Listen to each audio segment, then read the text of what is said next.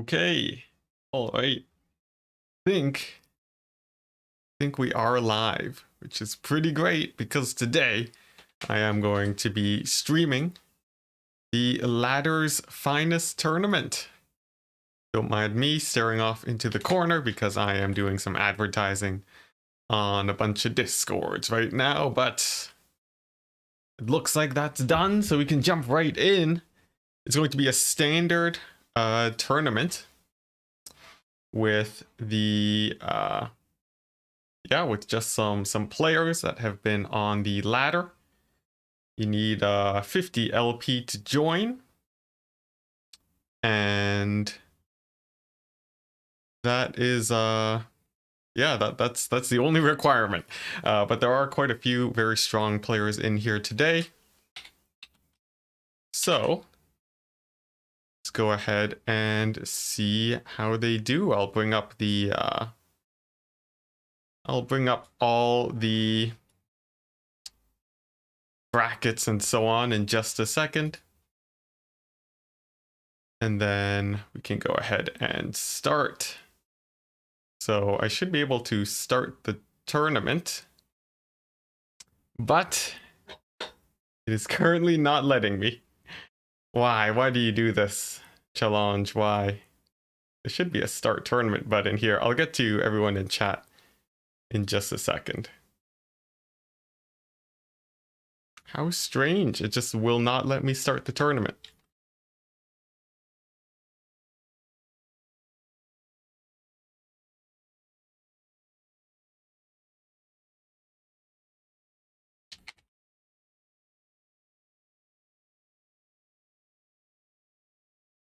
Well, I guess I'll figure that out in just a second.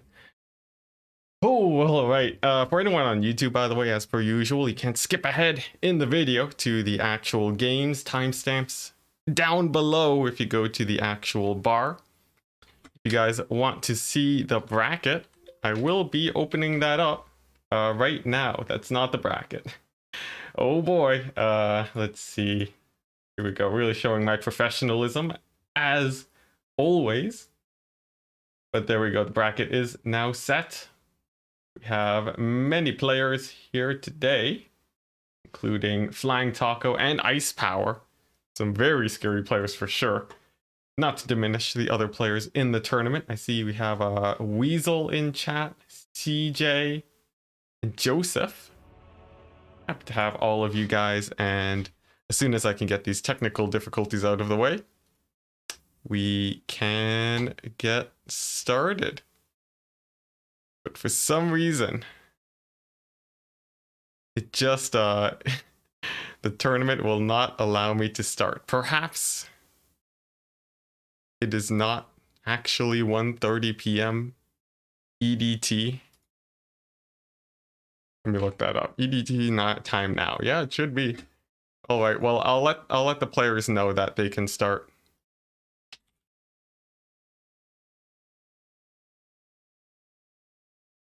All right. But yeah, ooh, the Dutch flavor in chat too. Hello, welcome. I'll go ahead and spectate this first match. It's called Ice Power vs. Taco.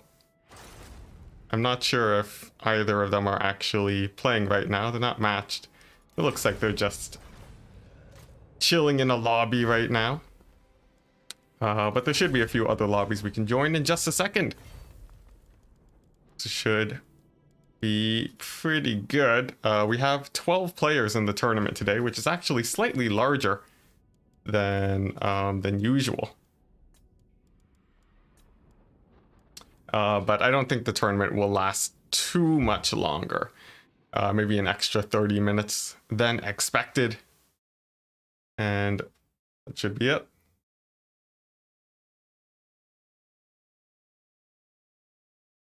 Alrighty. The Dutch flavor, I'm sadly gonna have to just gonna remove that message real quick. Gotta make sure chat stays clean. Now let's see. Your money is on the left, question marks. Yeah, we'll get to the first game in just a second. I think I see a lobby called Moose. So assuming that That is the moose that has signed up into our tournament. No, there is no moose. Oh, here we go. Process check-in results. There we go. The tournament has properly started now. And it seems like some people did not properly check in, so they are out. But for everyone else, we can begin. Wonderful. And the first matches are actually going to be shown right now. Oh, wait. So I actually screwed up some results. Oh boy. Oh my god, sorry. This is the actual bracket.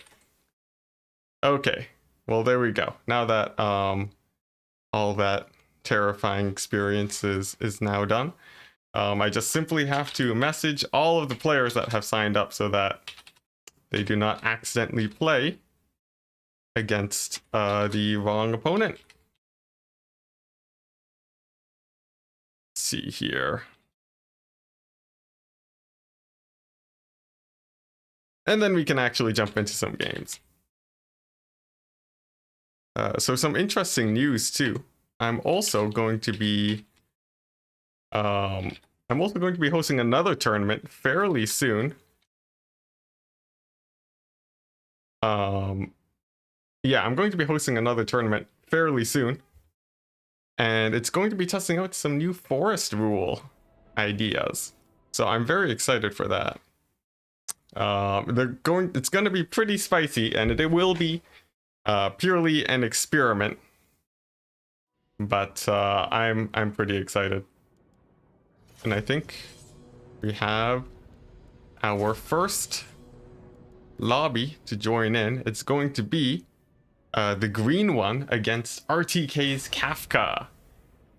The very recognizable faces here. It looks like Kafka is in the lobby, so I'll go ahead and change the scores and finally start interacting with chat. Oh boy, took a while, but we got there.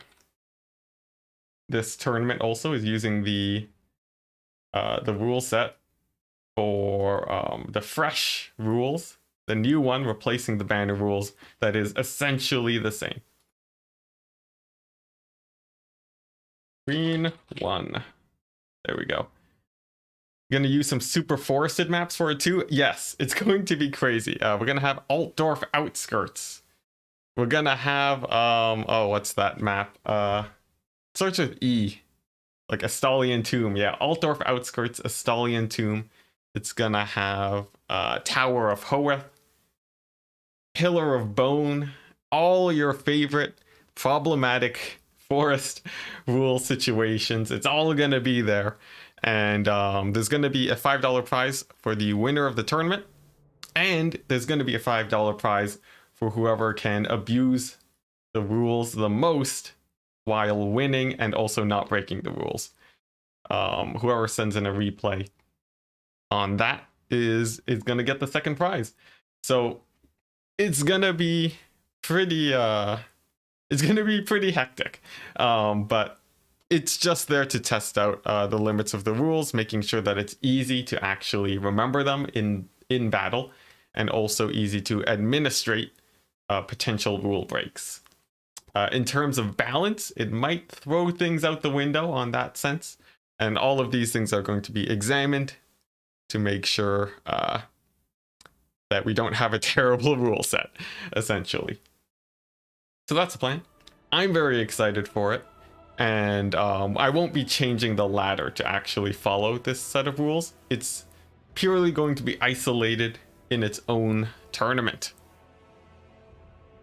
So yeah, that's basically it on news on my front. I'm still working on Tide of Battles videos, but process is slow because I've been working on the rules for so much. And yeah, I think that's about it. How's it going for you guys? I know as of late there haven't been too many tournaments going on. There's been still a good number. In recent news, my son HW hosted his final qualifier before the DLC hits, and that means we'll be moving on to the finals soon, which I myself will be playing in. Very exciting for sure.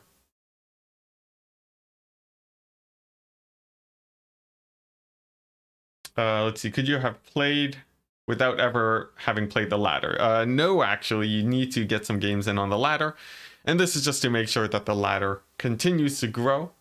And well, yeah, basically that. It also ensures that a lot of the players in the tournament are familiar with the rule set, and that yeah, that generally you have fewer people joining too, because these tournaments generally we try to keep them pretty short, and by we I mean myself, because usually during weekdays I don't want people to sit around in tournaments for too long, because I myself have played in 8-hour tournaments before during the weekday, and I can say quite definitively it is not very pleasant.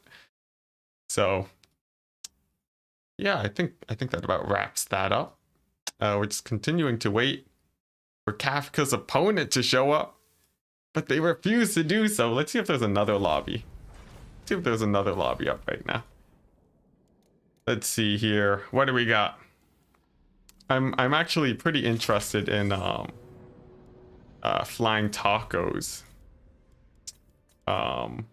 game, but they don't have a spectator slot. How could they?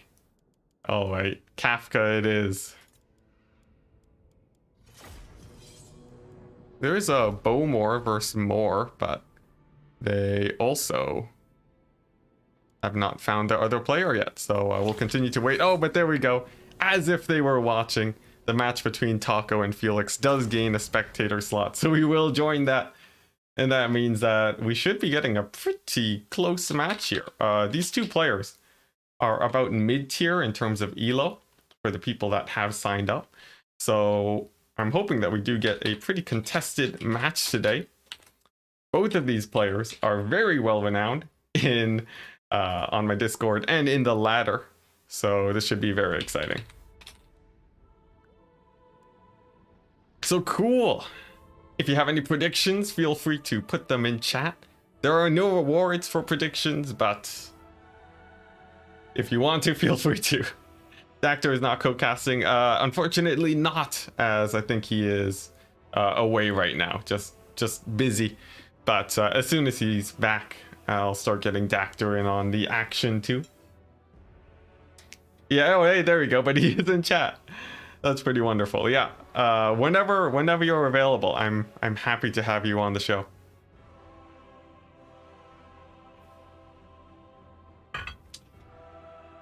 But yes, unfortunately, or actually fortunately for many people, they do have lives, actually. The real world does affect us. It sadly pulls us away from Warhammer. But otherwise, it should be good. Let's see, give it another 7 minutes, I'd say. Cool. So I also have to do some adminning at the same time, because I am solo casting, but I think it should be fine. So it looks like Flying Taco going to be countering with the vampire counts against the Empire, which has banned the Dowie and the Greenskins. Pretty exciting. Now Taco, a very good rush player. I'm not too surprised to see vampire counts here, and Felix going for the Empire, a faction that we have been seeing quite a bit recently. They are fairly good generalists, and as a first pick, even though they aren't exceptionally strong in many matchups, they can definitely hold their own in many situations. As for build wise, I've seen it sort of talked many ways on how this matchup is balanced. Some people say it's even. Some people, I think they say that the Empire is very favored here, or maybe it was the other way around, I forget, but usually I feel like this matchup is fairly even. You have elite cavalry on both sides, friends against the vampire lords, both very strong duelists. Alternatively, Volkmar is a beast himself, so I'm very excited. Terrain probably won't play too much of a part here, since Empire usually don't go too heavy on artillery against the counts, but we will see. Unfortunately, Real World can even pull Enticity from streaming. Yeah, oh man, Real World stuff. It's terrible, but not the worst. you know. The real world has dance, which is a personal hobby of mine that is completely unrelated to Warhammer. That unfortunately I can't experience for another half year probably. But enough of that. We don't want to go into that well too much today. Instead, let's see what's going on in chat. Let's see. What name did you go by? You guys to talk about R2? Is that that seems like a Star Wars game? I'm completely out of the loop on anything that isn't Warhammer related, as you might have guessed. And as we wait for these players to set up, I'm from the Empire side, and I can talk about this because I cannot actually see their army getting set up. I would probably expect something like a Volkmar. I think you usually see him more than Franz in this situation. Probably a good deal of infantry. The halberd buffs have boosted the Empire win rate with those types of builds as of late. So that should be pretty exciting, with a handful of ranged units to provide support, possibly some flagellants too, and I would expect no great swords. Those are usually a bit too expensive. Rome 2. Oh, I thought I saw you guys talking about Sith. Okay, well, yeah, Rome 2 is, you know, I guess that is pretty close to Total War, but that really shows I only care about Warhammer, Total War, and nothing else. Wow, I am uncultured, guys. Is that a Star Wars game? You and people talk about Warhammer lore? Yeah, you know, maybe it's 40k. Oh my goodness. Well, I've successfully embarrassed myself on stream publicly, and it will be saved permanently on my YouTube channel to follow me for the rest of my life. But it's all part of the show, and with both players now readied up and diving into the game, I think we can finally move on from that. So, here we go! I've also managed to change my settings for the first time ever in a tournament stream.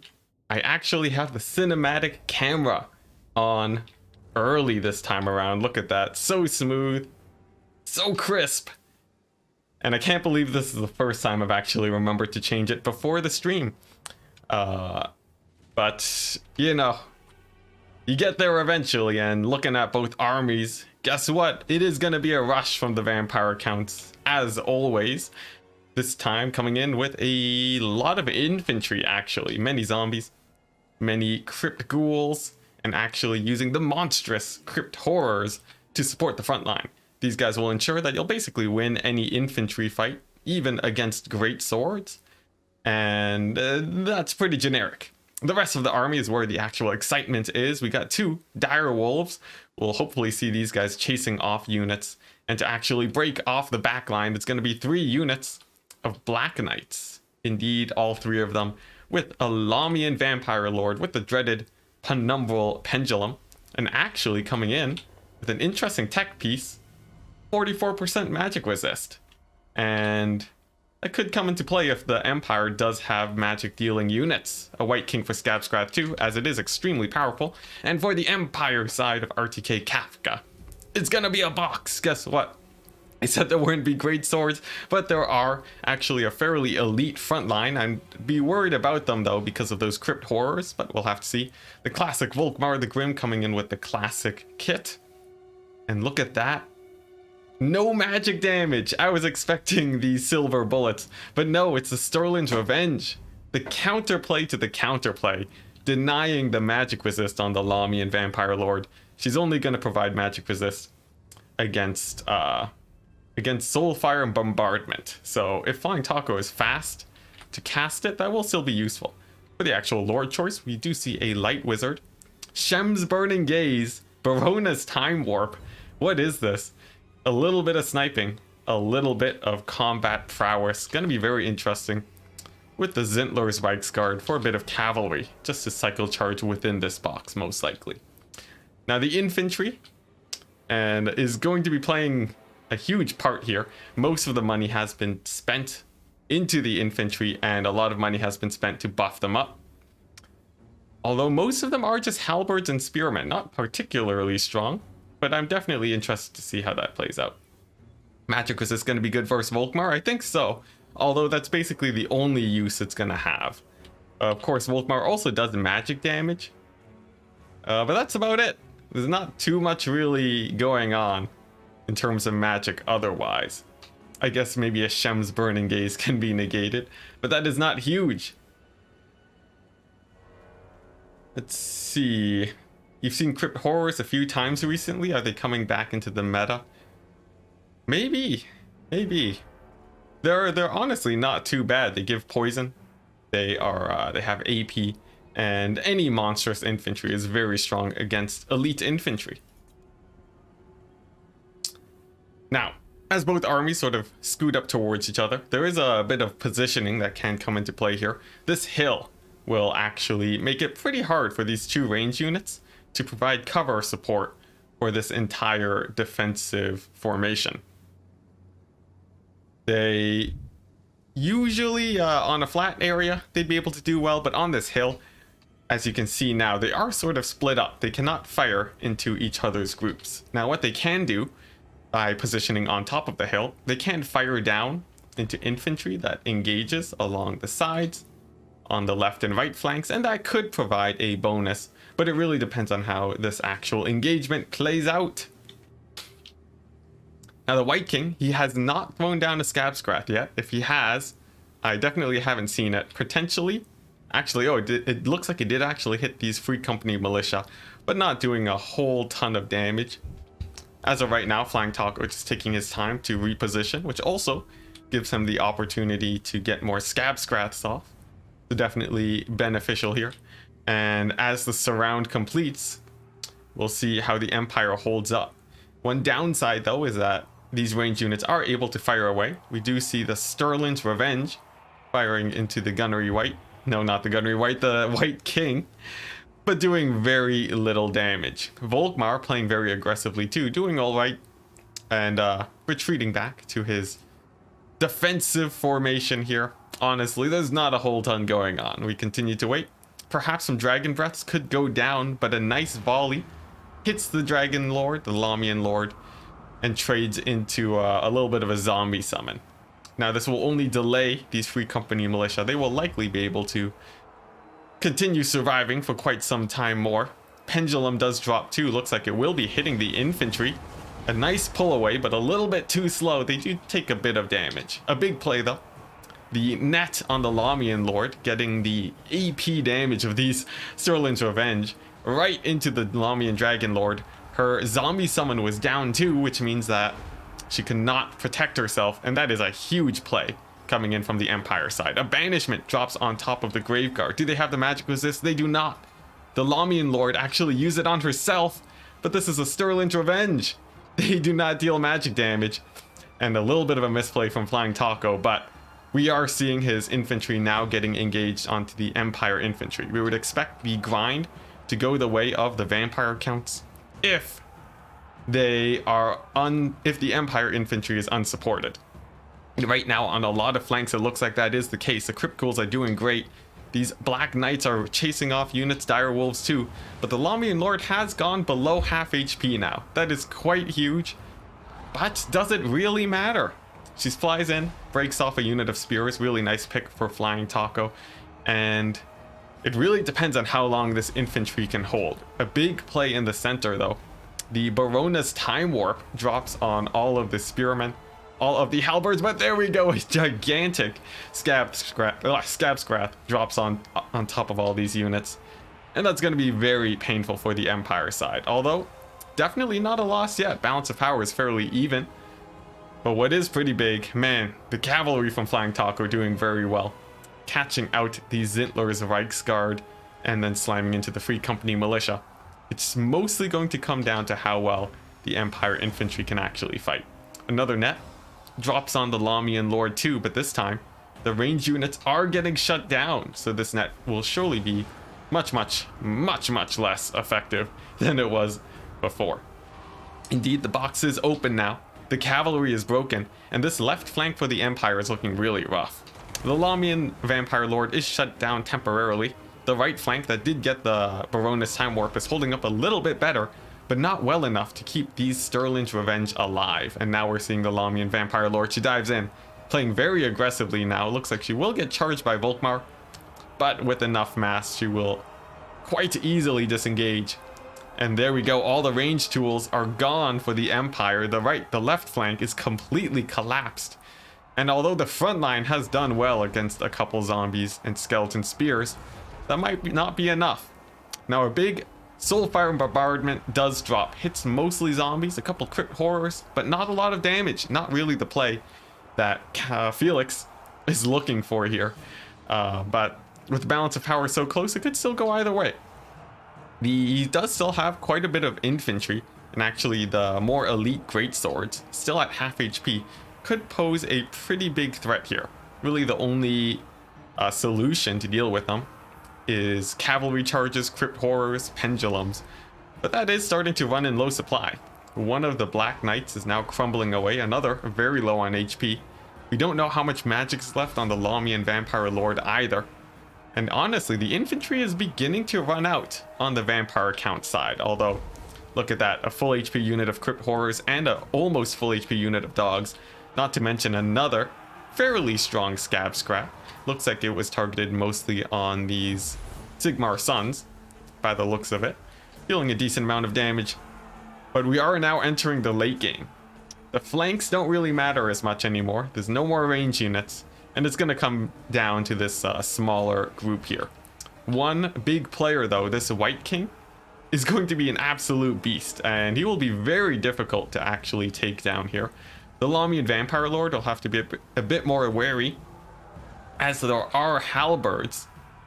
But yeah, that's going to be it. Indeed, there haven't been any breath attacks either. One does drop, hits the great sword, gets them down pretty low on HP, and that's actually going to be helping out the vampire counts a lot. Lamian Vampire Lord landing on top of Volkmar too. His melee stats aren't great, and he does take a hit on the first attack. Second attack lands too, and this is pretty bad for Volkmar, especially with that nice charge angle. Volkmar actually isn't getting any support from his infantry. Flying Taco sees this and throws down a zombie summon to make sure that stays the fact, and Volkmar does have to retreat, and it does look like it is successful. So there is still quite a bit of infantry here, although Flying Taco does still have the crypt horrors, which will be able to cycle charge here, and terror is going to be coming into play. There are a ton of mobile units. The Lamian Vampire Lord, she does provide terror herself, and we could see a mass rout on a lot of this infantry. So we'll keep a close eye on that. The Light Wizard though, when he does cast spells, it does increase the leadership of units, and that could keep this infantry holding for quite a while longer. Crypt ghouls do engage though. Sterling's Revenge gets routed off for what is likely the last time, and this White King, basically indestructible in this situation. He's not going to be dying to Volkmar anytime soon, by the looks of it. One big play though. Remember, there are likely 2 Dragon Breaths still left on the Lamian Vampire Lord, but instead diving in on Volkmar, going in for another sniping attempt, or just to get a bit of damage in. If Volkmar does die, that will surely be the end of the Empire here, but it looks like he's not taking a lot of hits. Lamian Vampire Lord finally gets an attack animation but misses, and that's pretty good for the Empire. However, balance of power is now going into the favor of the vampire counts. This can be something that happens pretty often, as they do have healing that will increase the balance of power. And a banishment not doing too much damage either. It's starting to look like it could be bad for the Empire, but I think the White King just fell, and that is actually going to be quite useful. Meaning that it's really just a Lamian Vampire Lord for her single entity killing power left. The Crypt Horrors won't do amazing versus Volkmar, although they do okay. And if this Vampire Lord can get shut down by the Halberdiers, that will likely be it. But the zombie summon and the Crypt Horror cycle charging, getting in some pretty good damage. However, I don't think it is enough. Just taking a look at the damage, the infantry here actually has fairly high leadership. Shem's Burning Gaze too, not too much damage on the Lord of the Vampire counts, but it does boost up the leadership even more. And I will say the Light Wizard tech piece providing a surprisingly low amount of terror routes that we would usually see in a situation like this. Lamian Lord lands again, but still just not getting a whole ton of hits on Volkmar. Instead, it looks like she does actually attack the infantry a bit. And here we go, another possible big play. The direwolves do charge into the backs of the infantry. Their leadership is extremely low, and they don't have the buff from the light wizard. So if there's going to be a mass terror route, now looks like the time. But it looks like they do just barely manage to hold, which is just absolutely insane when it comes to Empire infantry. And with that hold, the fact that they haven't terror routed means that these dogs, they can't chase them off. Lamian Lord lands, but the leadership has spiked up again for all of these troops. A buff comes down, likely from Volkmar. We'll double check. And oh my goodness. Come on, double check. Yes, it's going to be the Grand Hammer of Sigmar, providing a melee attack buff, getting huge damage on the Lamian Vampire Lord. And it looks like these troops are just not routing, but there we go. We do see the first few terror routes. A disengage from the Lamian Vampire Lord as the dire wolves come in. Crypt Horrors come in to support too. And that is likely going to be a rather big play for Flying Taco here, as all but a single unit of infantry break off finally because of the terror from the Lord. Now that did take longer than expected. The Lamian Vampire Lord is extremely beat up from the Halberdiers, and it's going to come down to the Sigmar Sons and Volkmar and how well they do versus the Lamian Lord. It looks like she does not have any buffs running right now, but a zombie summon, absolutely huge, will support her against the Sigmar Sons for sure. It will also allow her to disengage, which we do see here, and that will allow a pretty nasty charge onto Volkmar. His melee defense is fairly low, and you would expect him to get hit here as she lands. Attack animation. I think it does hit. Volkmar is getting pretty low. Lamian Vampire Lord is low too, but there we go. Another hit brings Volkmar extremely low. And I think this game will just barely go the side of the vampire counts here. Unless that Lamian Lord decides not to attack, and it looks like her animation's a bit slow, but there we go. An attack misses Volkmar, however, and a few more misses could actually end the game here for the vampire counts. This game is definitely not over yet. Retreating, a very good strategy though, for another cycle charge will give that mighty charge bonus of 40, going up to 80 melee attack. Should be able to get her to hit Volkmar and end the game, but just a few misses could be terrible. She lands, and does she attack? It looks like she's bugging out, and that will allow Volkmar to live. Volkmar may have an easier time landing hits too. He does land a hit. An attack from the Lamian Lord, but looks like it sort of misses. And oh my goodness. Unless this next attack kills Volkmar, and it doesn't, it's going to be very scary for the vampire counts here. She does still have 600 HP. That is at least 2 hits from Volkmar. Soulfire barely does any damage. An attack, but it misses again. The Lamian Vampire Lord having a very hard time here. Both of them at barely any HP, but army losses looks like it's about to kick in. And oh my gosh. No. Oh, Volkmar, the hard carry, comes in and pulls through despite all odds. It seems like the animations on the Lamian Lord just barely not connecting and ending in a brutal end where Volkmar just barely survives at 300 HP. But honestly, that was an awesome game from both players. The mobility doing pretty well for Flying Taco. Crypt Horrors actually doing very well. It seems like they are a fairly strong unit despite not being seen previously. But here we go, some big players. Volkmar with 4,000 damage value. The Light Wizard doing really well too. And not to mention, he did throw down a net that allowed the Sterling's Revenge to fire for about 2,000 damage. And I think that was probably one of the biggest plays that was made by Felix. And that did impact the end game. Because the Lamian Lord had taken so much damage. So a very fun game, extremely close, but it's gonna come and get that. The win's gonna go down to RTK's Felix. Yeah, Wizard OP, oh my goodness. I think those leadership buffs really did play a huge part. in the game today. The fact that he was able to just provide leadership for the entire battle is huge, and I think he gives immune to psychology when he's casting.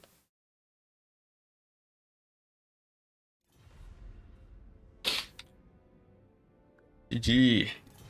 Indeed. You half expected a draw. That would be pretty crazy. I think it'd still be possible, right? You can get a draw if the Lamian Lord, there is about a like 1 second or 2 second time window where a draw can happen if both sides lose all their units. So, for example, the Lamian Lord can rout off a unit of swordsmen and then crumble away immediately after, and that would actually result in a draw scenario.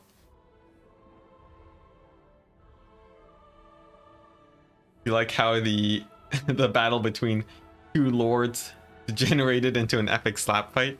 Yeah, where they just couldn't really connect. Volkmar doesn't do a lot of damage himself, but he can be pretty tanky at times. Not because he has high melee defense, but instead because he has his mobility to avoid engagements. And I see Ben comparing it to Blood Bowl. Yeah. It's... Oh man, I've played a bit of Blood Bowl actually before. It seems like a very fun game. I would get into it more if I could find more people to play with. Were the White Kings on mount or foot? They were on foot. They generally can be tankier on foot than when they are mounted. And a lot of people will opt for that option. Of course, it saves a lot of money too, so... It's not a bad choice to always take them on foot. In fact, I think that is the more meta way to run White Kings at the moment. Also, by the way, I think Ice Power said that he would be streaming today, so feel free to check him out. I think he's on Twitch, if I remember correctly, but he should be posting onto my Discord sometime eventually. Probably when he starts streaming. And no, it looks like he is on YouTube. I'll give a quick, I'll post a quick link in chat for you guys to follow while we wait for the next game. Yeah, he does stream his tournament runs pretty consistently nowadays. So would highly recommend to check him out. He is one of the top players in the community. Is I first saying nope, he streams on YouTube. Yeah. Now, for this next match, it's going to be a Lizardman pick from Flying Taco, banning out the Dowie and the Vampire Coast. Felix countering with the Wood Elves, one of the more even matchups that's in the game currently. That's also sort of asymmetric in playstyle. Both sides have very different units, but you know, with Wood Elves, you want to bring your elite 900 gold infantry if you want to beat Saurus warriors, but they have to avoid getting skirmished to death or shot by javelins, as the Lizardmen ranged can be pretty scary. The Wood Elves have a lot of cavalry options though to defeat the ranged forces of the Lizardmen, and honestly, there's many ways this matchup can play out. Both sides can have pretty scary cavalry, but I think in general the Wood Elves come out on top as long as the Lizardmen cavalry isn't getting supported by javelins.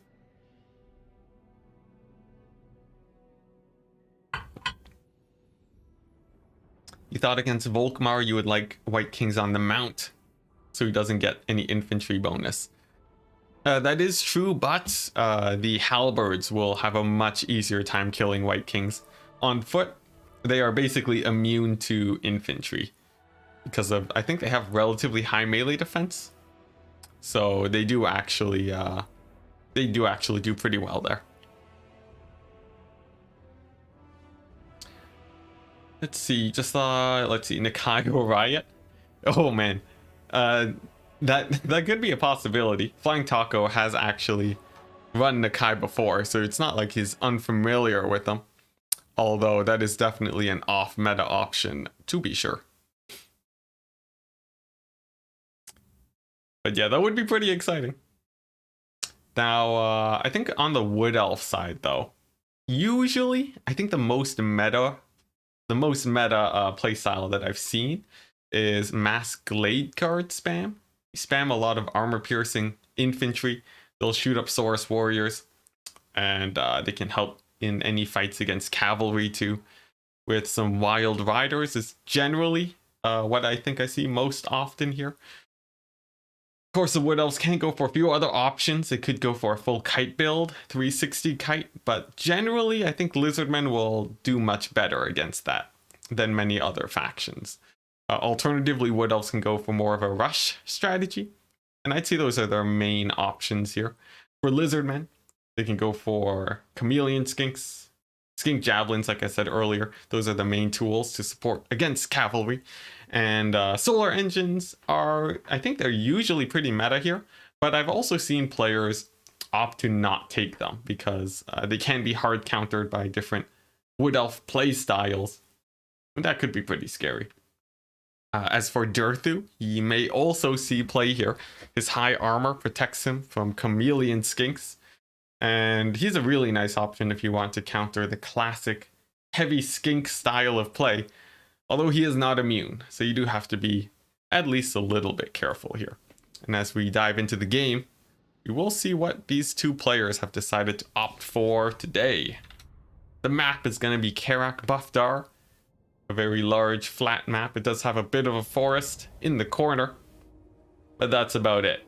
There aren't too many terrain features aside from this amazing rock over here. Huge and high polygoned. It's gonna be stopping a couple ways of advancing. The flank here is actually going to be a little bit weaker because of it, and usually the player on this side of the map will have a bit more of a defensive advantage. Now, going into the actual armies, Flying Taco here has gone for a 5 Chameleon Skink build. These units are exceptionally strong at counter skirmish, and even when getting chased by cavalry, they can do pretty well.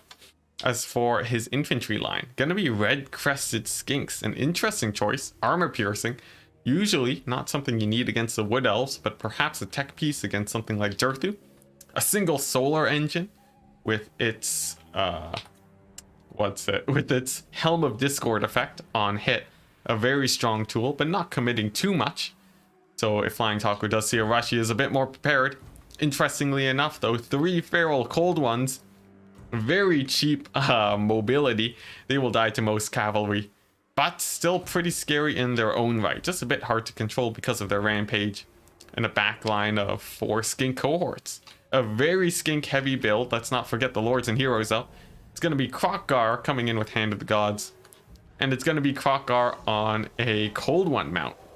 Single Bastiladon and a single Skink Priest of Heavens with a Wind Blast. Very good versus the unarmored infantry of the Wood Elves, which will be bringing the classic Gladeguard Starfire Shaft build. Many Starfire Shafts, you can count them for yourself. Along with some Glade Riders, the new cheap Wood Elf Cavalry, a single unit of Wild Riders, and an Ancient Treeman, extremely high missile resist, coming in with the usual heal and slow abilities. Awakening of the Wood, very good to help in cavalry engagements. The front line of Dryads. Now they're not shielded like Eternal Guard. They will go down a bit faster to these Skink Skirmishers, and it's going to be up to the Glade Guard to actually support them. Let's see. Lyle Trial. I don't know what that name is, but you just donated 100 of a currency. I do not know what it is, but thank you very much for the donation. Let's see here. Let's do a quick calculation. Oh my gosh, that is 12 USD. That is insane, man. Thank you very much. That is very much appreciated. But I can only give so much thanks because we do have to dive in to this match now. Coming in saying, hope you're having a nice day, Enticity. Love watching you play. Well, I'm not playing today, but I am casting, and thank you very much. Now, on to the actual game. Before the actual fighting gets started, we enter the skirmish phase where these Chameleon Skinks try to get as much damage as possible onto the Dryads. It looks like Flying Taco going for his classic surround, flank overload on the left flank, while the solar engine pressures the Wood Elves to advance. Cavalry forces going to the left flank here. Flying Taco going for the flank denial. And it looks like a collapse on these Wood Elf range units could be approaching, but they are moving forward pretty quickly. The solar engine could get compromised. It's Norwegian kroners. All right, sick. I'll take your word for it. But here we go. A huge flank overload for Flying Taco. It seems like Felix does catch wind of this. He does reposition his cavalry to support. He does have 2 wild riders, one that I missed earlier, and an ancient tree man supporting. But will it be enough to save the situation? A huge awakening of the wood. All these units are slowed down by 50%. Although it doesn't really seem like it. The red crested skinks do charge in. And the wild riders, they don't take a lot of damage while dealing insane damage to the forces of the lizard men on their initial charge. But now they are getting surrounded. And this could get a little bit more dicey. As for the far flanks, just a bit of skirmishing, a little bit of back and forth. Flying Taco mostly trying to avoid fights there because of the bad trades, and onto this flank overload, the Wild Riders have taken quite a bit of a beating.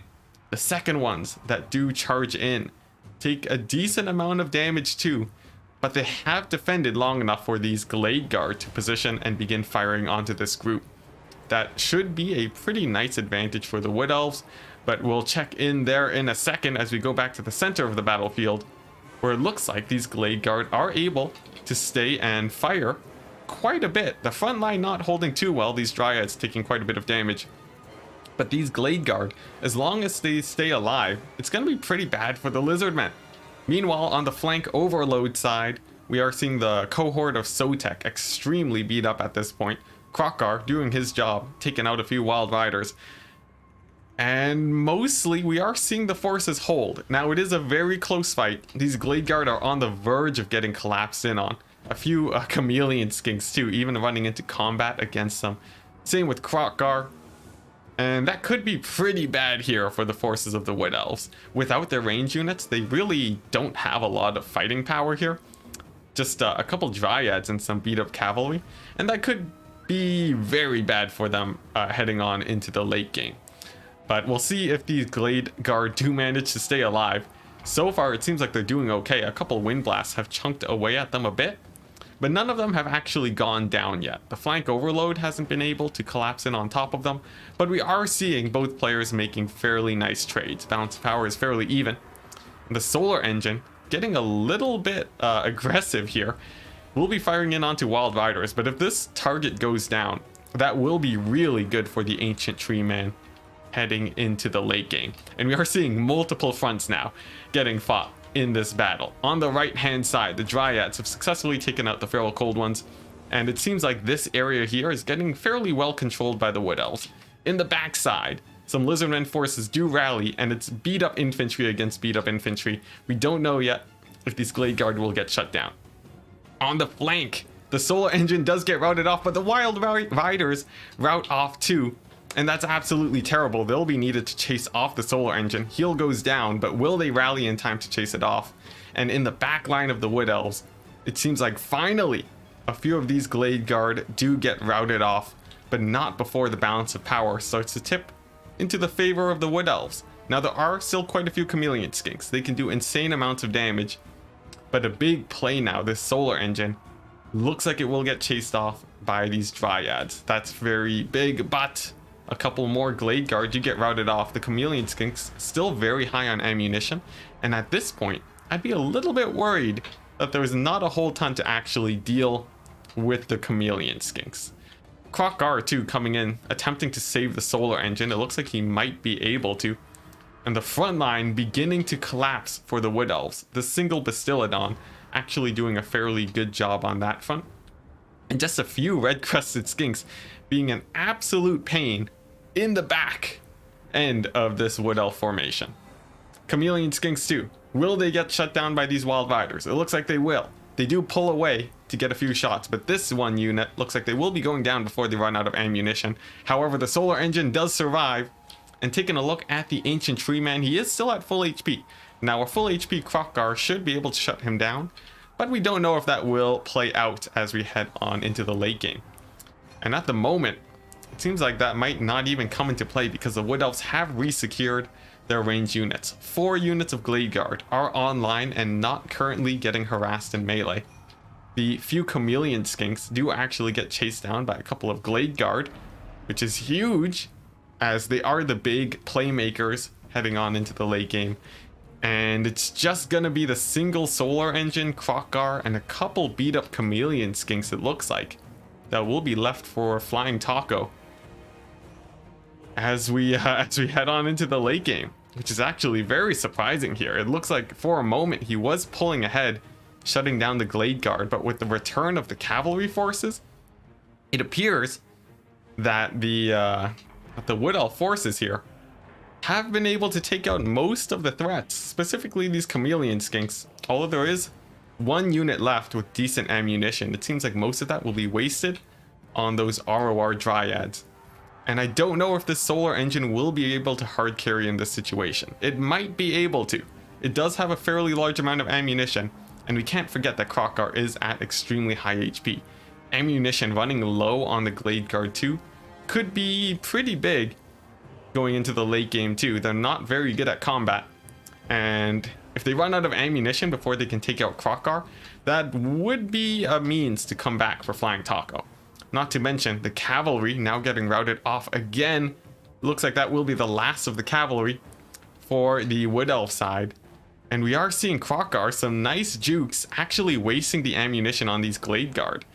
That looks like it will pay off fairly well, as they are actually extremely low on ammunition now, and there's still a lot left to kill. Now the Ancient Tree Man is still absolutely terrifying, both literally and metaphorically, as he does terrify off some chameleon skinks. He could still do pretty well against Krokgar with the healing he does have, and the fact that he is at half HP. He could actually kill Krokgar here, and even with the solar engine support, I don't know how well Krokgar will do, especially if Glade Guard are supporting in melee. As for the chameleon skink front, it looks like there are two left, one of them getting caught by Wild Riders, but they will likely use up the rest of their ammunition. However, the solar engine on the verge of getting routed off. If it does rout off here, that would be terrible for Flying Taco. And it looks like it will, before it does terrify those Dryads off. That is very bad for the Lizardmen. As for Krokgar, he is now getting surrounded by infantry. The ammunition has run out, but a very angry tree man does approach, and it seems like Krokgar likely won't have enough oomph to actually kill off the rest of the forces here. As for the solar engine, it will be getting chased off in full this time. Doesn't seem like there is a way to salvage that situation unless the Dryads terror route. And as for Krokgar, he's cycle charging like a madman, but I'm a bit skeptical that he'll be able to finish off the rest of the forces here, and especially with another awakening of the wood. It seems like the Lizardmen will get pushed into army losses, and Felix will take a pretty nice 2-0 victory against Flying Taco. I think it was very worth checking out these games. Some very interesting matches between the two players. That match in particular, although it wasn't as close as the last one, the fact that so many fronts were being fought at the same time was definitely very exciting. We take a look at the value of these Lizardmen forces. It seems like the melee infantry just wasn't really able to pay for themselves. A lot of the chameleon skinks getting caught too has been extremely rough. I think that is really what went badly for Flying Taco here. The flank overload just did not pay off. And man, oh man, taking a look at the value on those Glade Guard, you can really see why the Wood Elves did good here. The Wild Riders just barely doing okay here. But in general, I'd say the cavalry did quite well. And that's gonna be it. GG. I can finally take a look at chat again. Yeah, it looked like range was gonna get shut down for a second, but they just barely kept it together, surprisingly enough. And that did result in the game and Flying Taco getting taken out early, but definitely not without a very, very strong fight. GG's. And I'll be popping into the next match now. Let's see if I can, whoopsie daisies. Let's see if I can find a match real quick. Jeremy, you're saying, Enticity, I really enjoy listening to your analysis. Do a great job at this stuff, even when you are playing. Thank you very much, man. It's very fun to do, I have to say, and inspired by Day 9 and the Day 9 dailies. It's been very fun for sure. Enticity, I know you are a nice guy. Well, thank you very much. However, do you have a favorite Chaos God for Total Warhammer 3? Total War Warhammer 3. Let's see. Favorite Chaos God. I don't think I'm a Khorne guy. Nurgle seems like he's gonna play out a lot like the vampire counts. Sorry, I'm looking for a game at the same time right now. But yeah, I think Nurgle, he's gonna play out a lot like the vampire counts. I think that could be interesting. Tzeentch though, I heard Tzeentch has a lot of range units and flamethrowers. And as someone who has enjoyed my Skaven weapon teams builds, I think Tzeentch might have a niche for me that I could enjoy very much. But if not Tzeentch, I think Slaanesh for that mobility style of gameplay. I think that could be very interesting too. I could imagine enjoying Khorne, but if I do play Khorne, it's gonna be using those skull cannons quite a bit, I think. Let's see, it amazes you that I'm casting my own game while I play. Yeah, it's I have no idea. I think it's just the practice. Eventually you get used to it, and then you're just saying what you're doing at that point. And I'm sure Ice Power does something similar, although actually, sadly, I haven't actually tuned into many of his streams. Because he's playing in my tournaments when I'm casting, or he's playing in the same tournaments I'm playing. So I actually very rarely get to check out Ice Power streams. But I imagine he does something similar. You second that? Well, I am the best content creator in terms of being able to play so well and talk.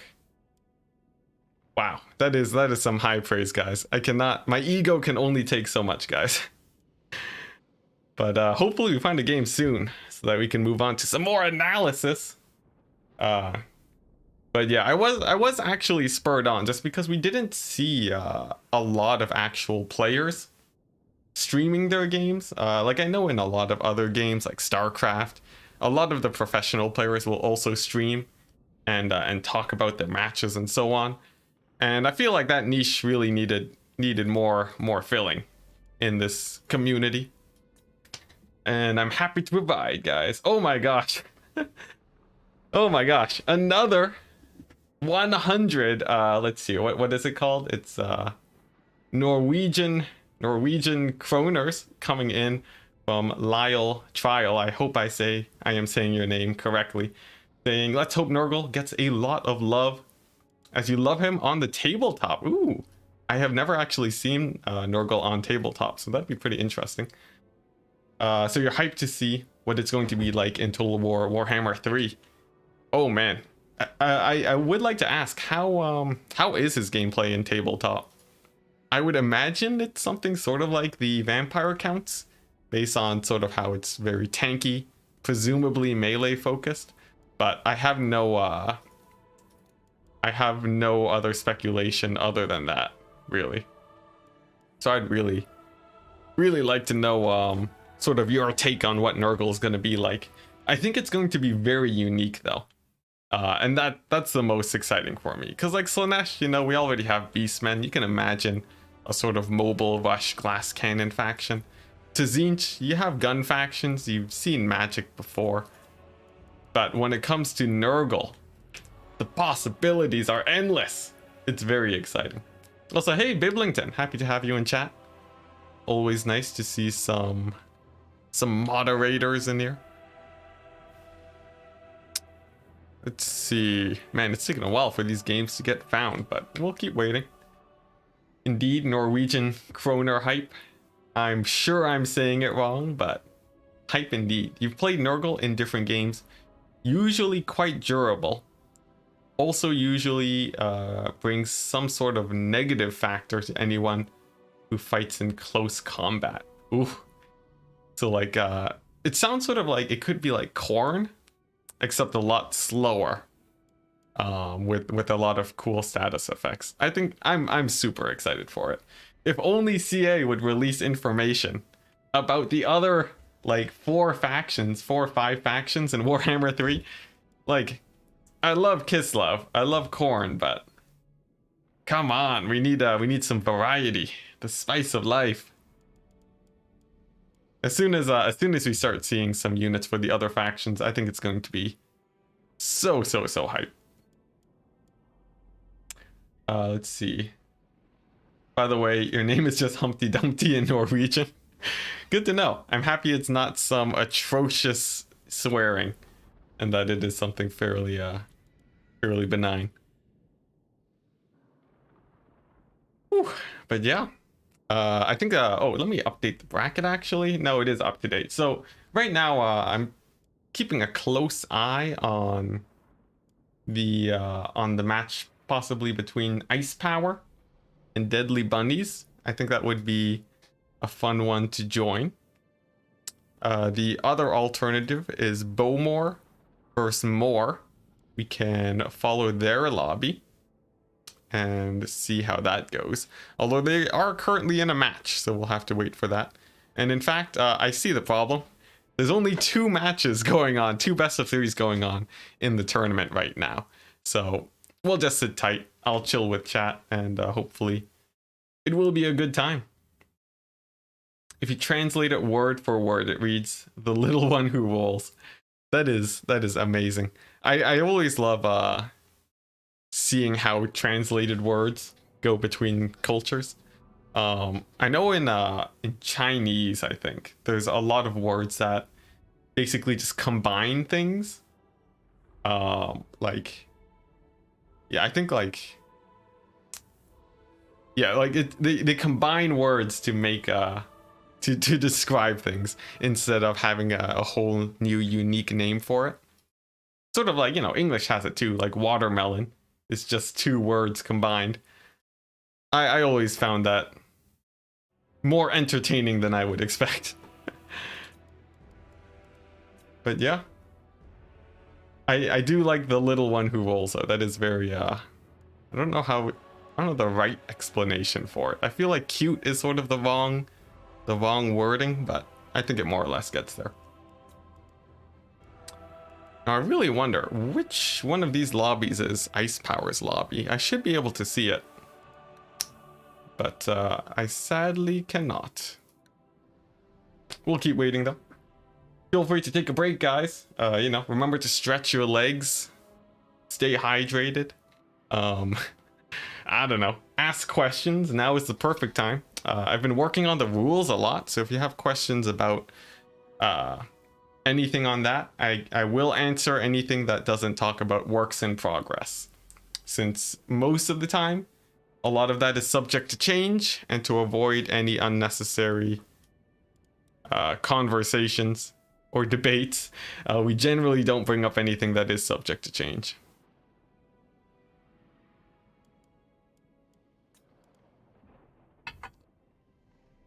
But yeah, at the moment, the biggest things that we are working on are the forest rules and the attacking rules.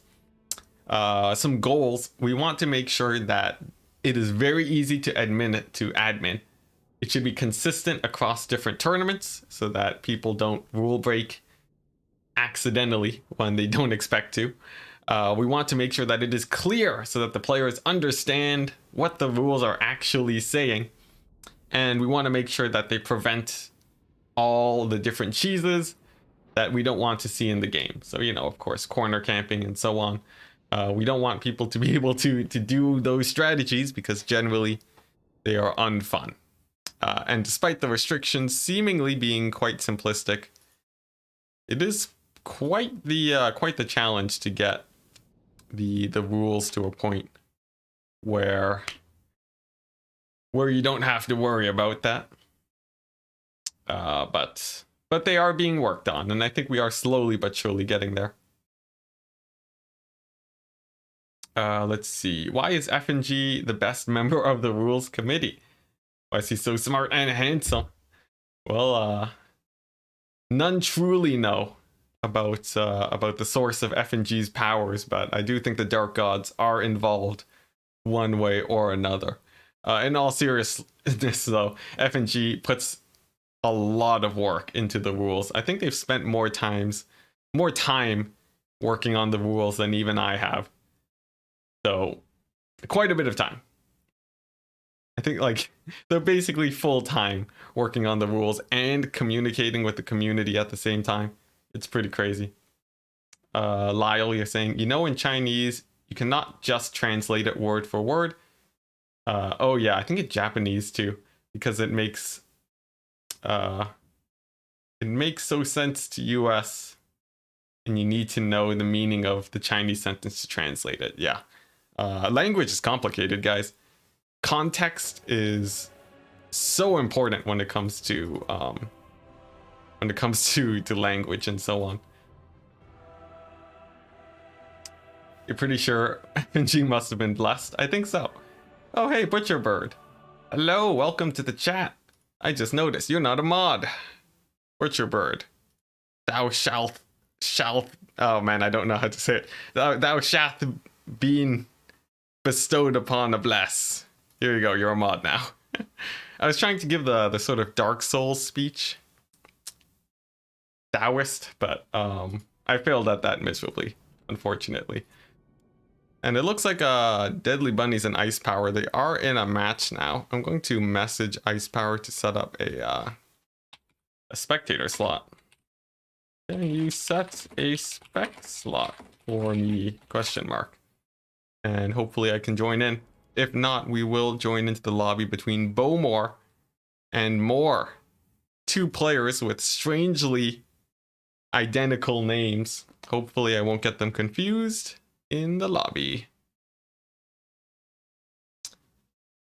Those will be the next games we will be seeing. Thou shalt worship no other mod but me. There you go, Butcherbird's got it. I think you are well deserving of the moderator tag. Stefan saying, hey Enticity, what do you think Beastmen need from this DLC to make them better / more meta faction? Love your casting. Well, thank you very much. I think Beastmen, they need a Manticore. If they added only a plain Manticore to the Beastmen roster, I think they would become A tier. Because essentially the thing that they're lacking is something to fight other single entities. Right now, they don't have single entities of their own to really do well. And I think a lot of the possible options that people have been talking about should fill in those slots. I would expect Beastmen to actually be quite meta once the DLC drops because of that. Because yeah, their cavalry is very strong. Oh, sorry, jumped into another lobby. All right. Oh, okay, never mind. It looks like these guys just finished. I missed out on a double boner game. That is very unfortunate. Let's hope I don't get demonetized for saying that. Anyways, yeah, double bone giant. That seems very exciting, but unfortunately we have missed it, and instead we will be diving into this match between Ice Power and Deadly Bunnies. Let's go ahead and change the names. What's the score? Whoops, missed an E. Deadly Bunnies and Ice Power. All right, there we go. No, yes, I think Manticores would actually make the Beastmen roster terrifying. But yeah, honestly, I think possibly a ranged option other than Ungor Raiders could be really big. Like literally anything but Ungor Raiders, because they're good, but sometimes you want to have ranged. In general, Beastmen. In fact, I think we are seeing Beastmen right now. They don't have many good ranged options. Throwing axes and Ungor Raiders are basically the only things they have. And you start running into some problems there. You sort of run into the vampire counts syndrome, where a lot of people can start cheesing you. But otherwise, they're a pretty strong faction. Surprisingly enough, even with the current small roster they have. we've seen players use beastmen to quite terrifying effect. So I think they'll be pretty good. As for specific units, I haven't really heard of too many actually. I know like what, Jabber Scythe or something. There's like a giant Minotaur too. I think that should be very exciting. Mobile Terror honestly is huge. Like when we saw Brood Horrors getting added to Skaven, they spiked into S tier like overnight. So honestly, I'd be worried about the new Beastmen meta. They're gonna roll over everything. And then people are gonna complain that Beastmen are A-move factions. They're no brain, you just make them march forwards and they kill everything. I'm calling it now, guys. But for now, we can enjoy and speculate. That's right, no boners today. A move from Hank. Single entities for the Moo gods. Elemental of the Wild would be cool too. What do you mean by Elemental of the Wild? Do Beastmen have elementals? That seems strange, but we'll dive into that later as we dive into this Beastmen vs. Greenskin game.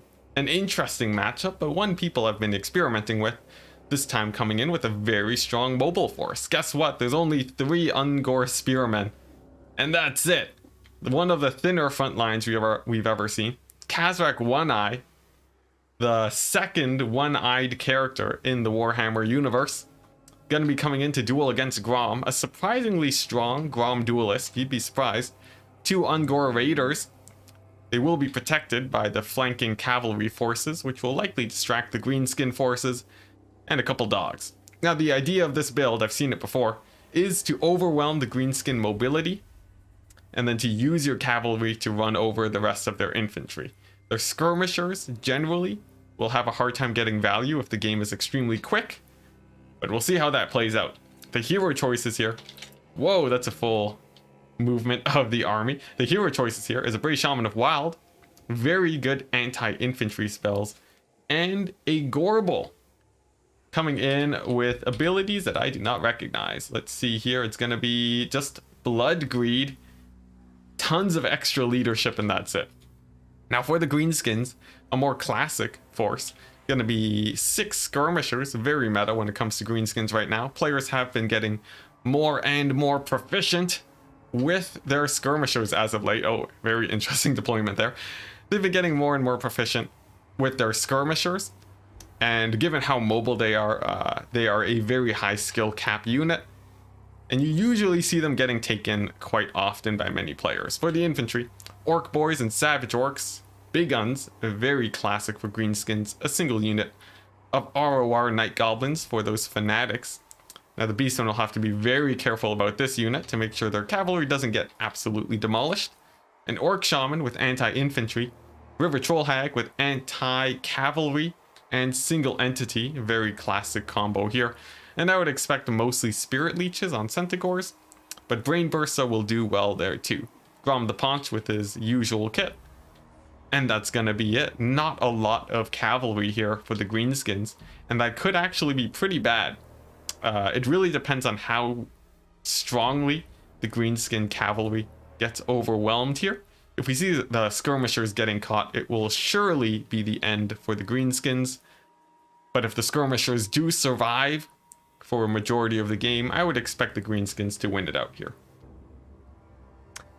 Let's see, talking about the, Jabber Scythe? It's basically a Saurian level monster. Or maybe the big Minotaur. Oh no, you're talking about the Elemental. It's a Dread Saurian sized Elemental. And it gets the element of death. That's very exciting. You'll cheer for the Greenskins as you've loved them since playing Epic Space Marines as an orc player in the 1990s. Wow. Well, I don't blame you then. But here we go, the battle begins, and we do see the cavalry beginning to chase back the Greenskin skirmisher forces. It's important to note, their cavalry likely won't be winning fights that they take away from the infantry. However, the constant arrow fire will likely be pretty threatening for Deadly Bunnies. Already, some Centaurs getting peppered down. And also important to note, some of these skirmishers are Spider Riders. and their extra poison will be very effective, not to mention they are actually fairly good in melee. But a pretty nice pick for the Beastmen, already catching out one of these Spider Riders and some Wolf Riders at the same time with these Hounds. Centaurs diving in, and that's a really nice pick for the Beastmen. That's actually relatively huge. But over on the other flank, we are seeing this one unit of Centaurs having a very rough time, and the Skirmishers sort of just getting putting in a bit of damage onto these Ungor Spearmen. Not the most efficient trade, but not bad either. As for the Beastmen, in the center, there are no archers to shut down here. And these Centaurs, they actually do path into the Night Goblins, but there we go, Fanatics drop. And that's pretty nice damage off the bat. Probably a couple 100 gold of value. But oh no, oh my goodness, the Fanatics slam into the Savage Orc Big Guns and actually bring them down to half HP. That is absolutely terrible for the Greenskins, losing your Fanatics and hitting your own units. Meanwhile, the Cavalry actually pulling up ahead on the back line, but the Beastmen do still dominate here on the mobility front. Their infantry, on the other hand, getting absolutely demolished by these Greenskin forces, and that will leave their range units up for grabs. Now this means that the Beastmen forces, it's mostly going to be their mobility left at this point in the game. Not the worst scenario, especially given that these big guns are getting beat quite badly by the spells, but I'm a little bit worried for the Beastmen here. With only mobility and so much greenskin infantry left, there won't be a ton of hammer and anvil going down, and especially with Khazrak so low on HP, I missed what did so much damage to him. It's going to be very hard to take out targets like Grom. Now there is still a Minotaur. It does connect with Grom, does a little bit of damage, but that fight will go on for quite some time. And meanwhile, the cavalry, oh my goodness, in the back, all gets routed off.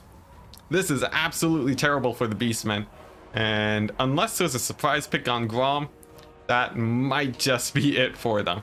Beastmen, a very glass cannon faction, and losing your main damage like that is going to be very rough.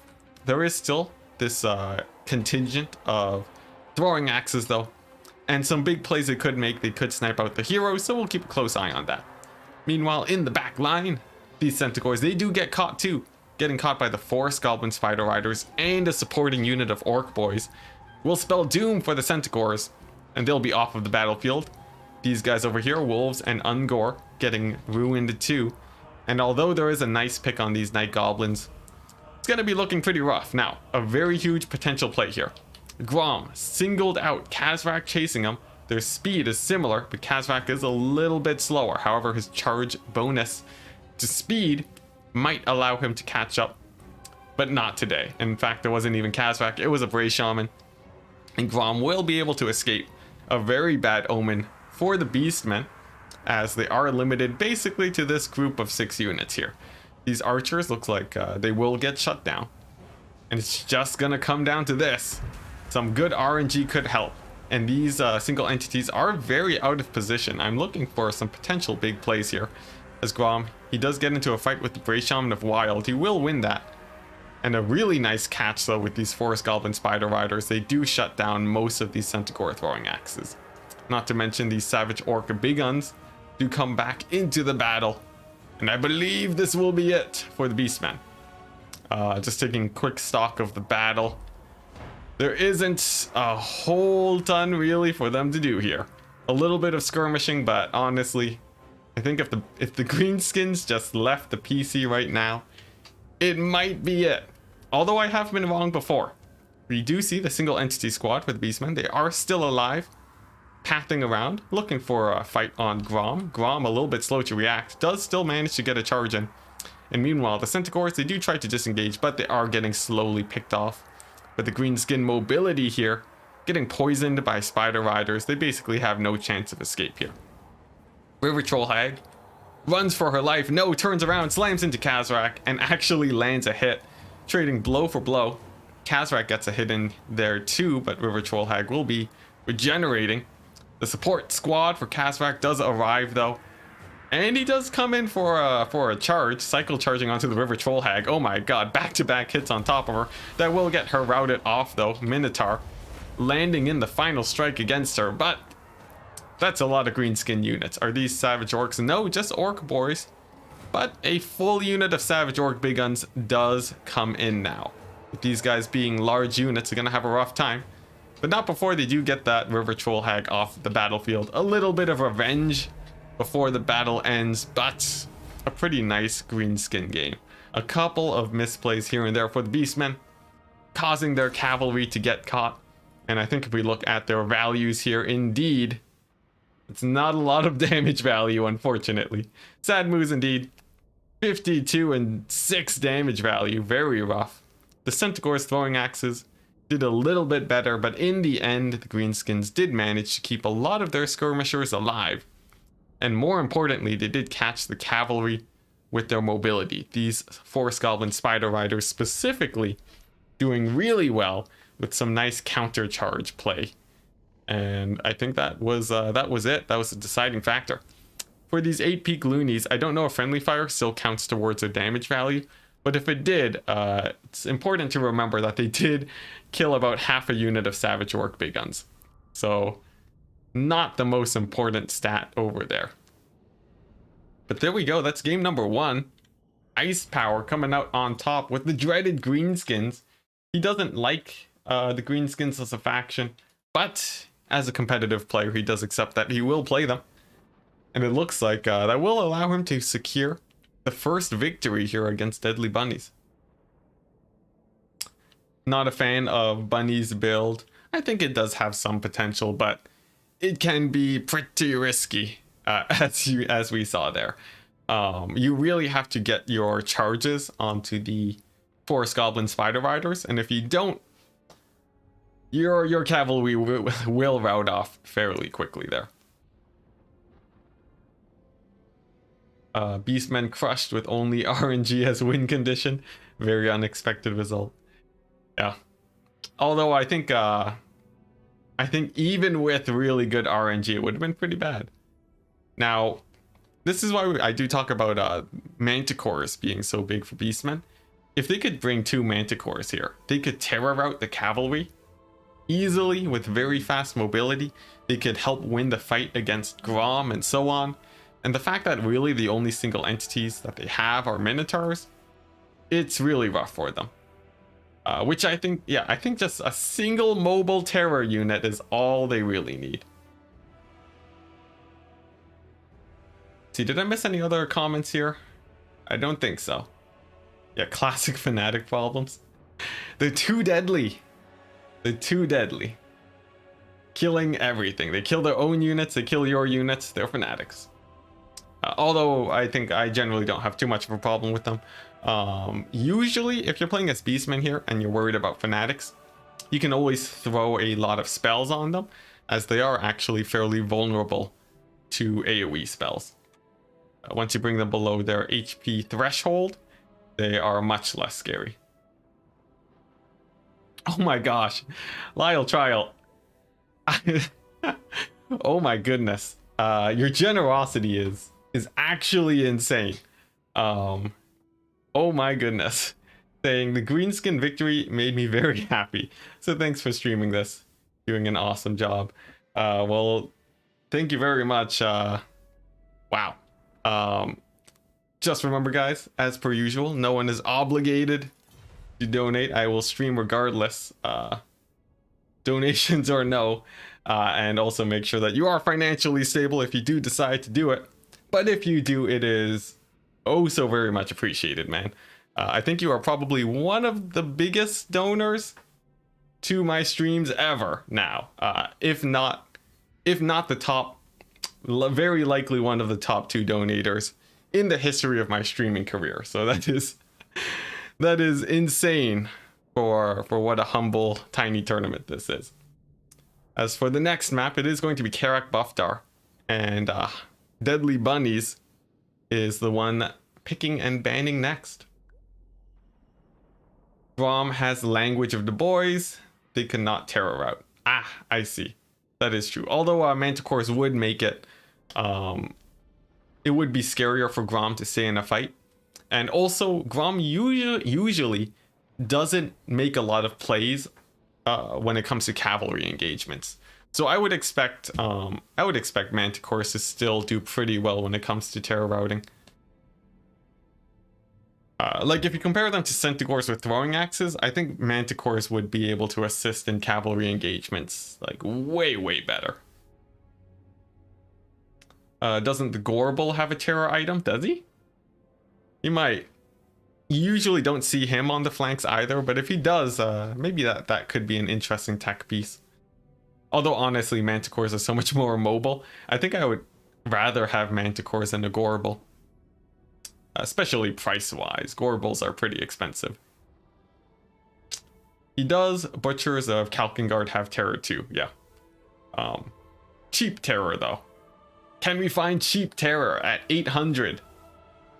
If someone can give me that, I would be happy. Also Lord options. Beastmen don't have too many Lords that do really well.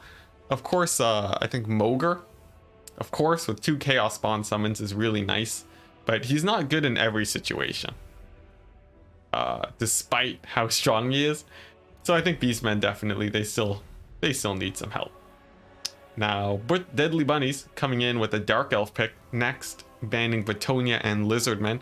This does leave a few options open, but the fact that Greenskins has been played already means that the Dark Elves effectively get a 3rd ban, which does actually lean into their favor a bit. Aspect of the Dread Knight, that is true. Not a bad choice. Although, I don't think Beastmen usually want to be taking Lore of Death. Usually I see more, you know, usually the Winds of Magic goes towards the Lore of Beasts just because of the AoE.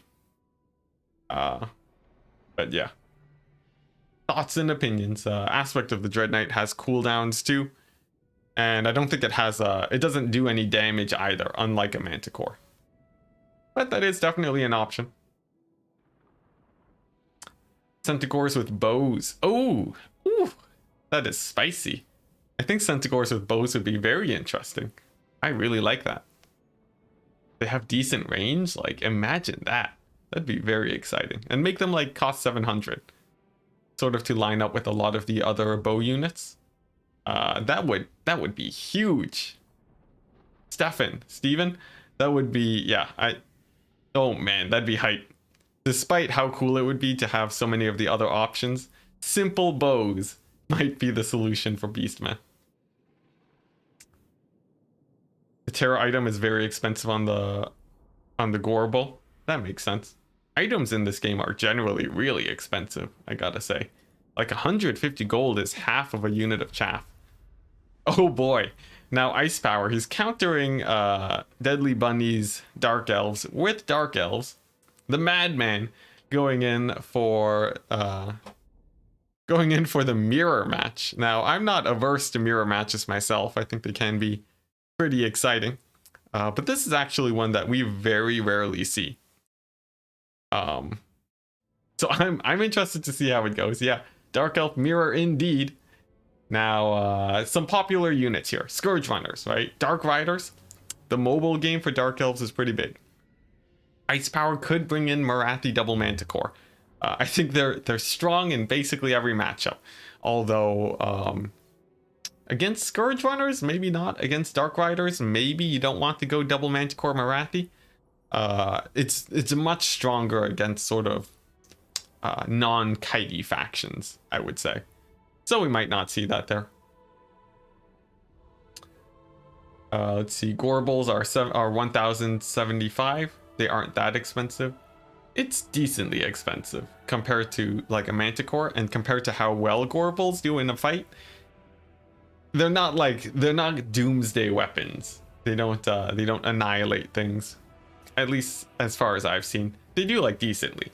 But compared to like a River Troll Hag, which fights just as well and can do spell casting, Gorbels seem a little bit more expensive. Compared to Paladins that cost only 600. I gotta say, not as strong as one might hope, but not terrible. And as I've said earlier, I don't think Beastmen are terrible by any means. Lore of Death ain't bad. I think Lore of Death is pretty good. All lores are competitive, says Butcherbird, in this matchup. Wild/Death are probably the two best. Makes sense. Now, I see I see in chat some calls for Malice Darkblade. Now we do have 2 opportunities for Malice Darkblade here, and I think he really does pull the memes together better than Lokir Felheart. Lokir, you know, he's not like Sigvald. He's not an insane duelist, but Malice has some pretty cool abilities, and he did get buffed mildly recently. I say mildly because the last balance patch was a while ago, but this should be pretty good. Oh yeah, Rakarth too. Oh my goodness, poor Rakarth. He had about 2 days of glory when the DLC dropped, and then everyone stopped using him. Sadly, another combat lord that simply cannot combat well, especially as someone who terror routes to beasts. Oh my goodness, Rakarth, why? What Beastmaster runs from beasts? Why? Oh, but you know, sometimes you'll have lords that hit or miss, and it seems like today I would expect probably Malekith or Marathi. Soul Stealer just being such a strong ability with its healing and damage, and the fact that you can cast it an insane amount of times with the correct item selection. I would say that's probably the most likely thing we'll see here, along with probably Kite from both players. I don't really see a Dark Elf Rush doing well here, specifically because Cold One Riders, they're not the fastest cavalry in the world. They will likely get kited out. But I'm willing to be surprised. Perhaps Ice Power or Deadly Bunnies will bring an army of Dark Riders and Cold One Knights, which would be, maybe it'll work. You never know. But the map is very large, which lends itself a little bit weaker if you are getting kited. Now, has anyone actually found a use for Rakarth yet? I've done a little bit of testing on him when he came out, and it didn't really seem like he was the best lord ever. Oh man, as a duelist, technically he can beat Luther Harkin, another extremely strong duelist. But when you consider the fact that Luther can get healing, like a single Nahek will allow Luther to beat Lokir, or not Lokir, Rakarth. So even as an anti-large lord, I don't think he's too amazing. Now, as we have loaded into the game now, Deadly Bunnies has gone for the quad Scourge Runner Chariot play. New meta for the Dark Elves. Ever since they came out, Scourge Runners have been very strong, so quite expected. 4 Dark Riders with shields, just a little bit of cavalry, slows down other cavalry, and allows these Scourge Runners to do well with a lot of chaff infantry. 2 Knight Assassins and Malekith on a Cold One. Pretty nice for dueling, especially with the assassin support, and this might even win out against Marathi Double Manticore. For the red Dark Elves, guess what? We are seeing Ice Power. Oh man, would you look at that? He has brought in Marathi and the Double Manticore. Gonna be potentially sniping out Malekith. It seems like a civil war for the Dark Elves has arisen, and going a little bit lighter on the Scourge Runners. A disappointing only 3 Scourge Runner Chariots, but still very deadly versus cavalry.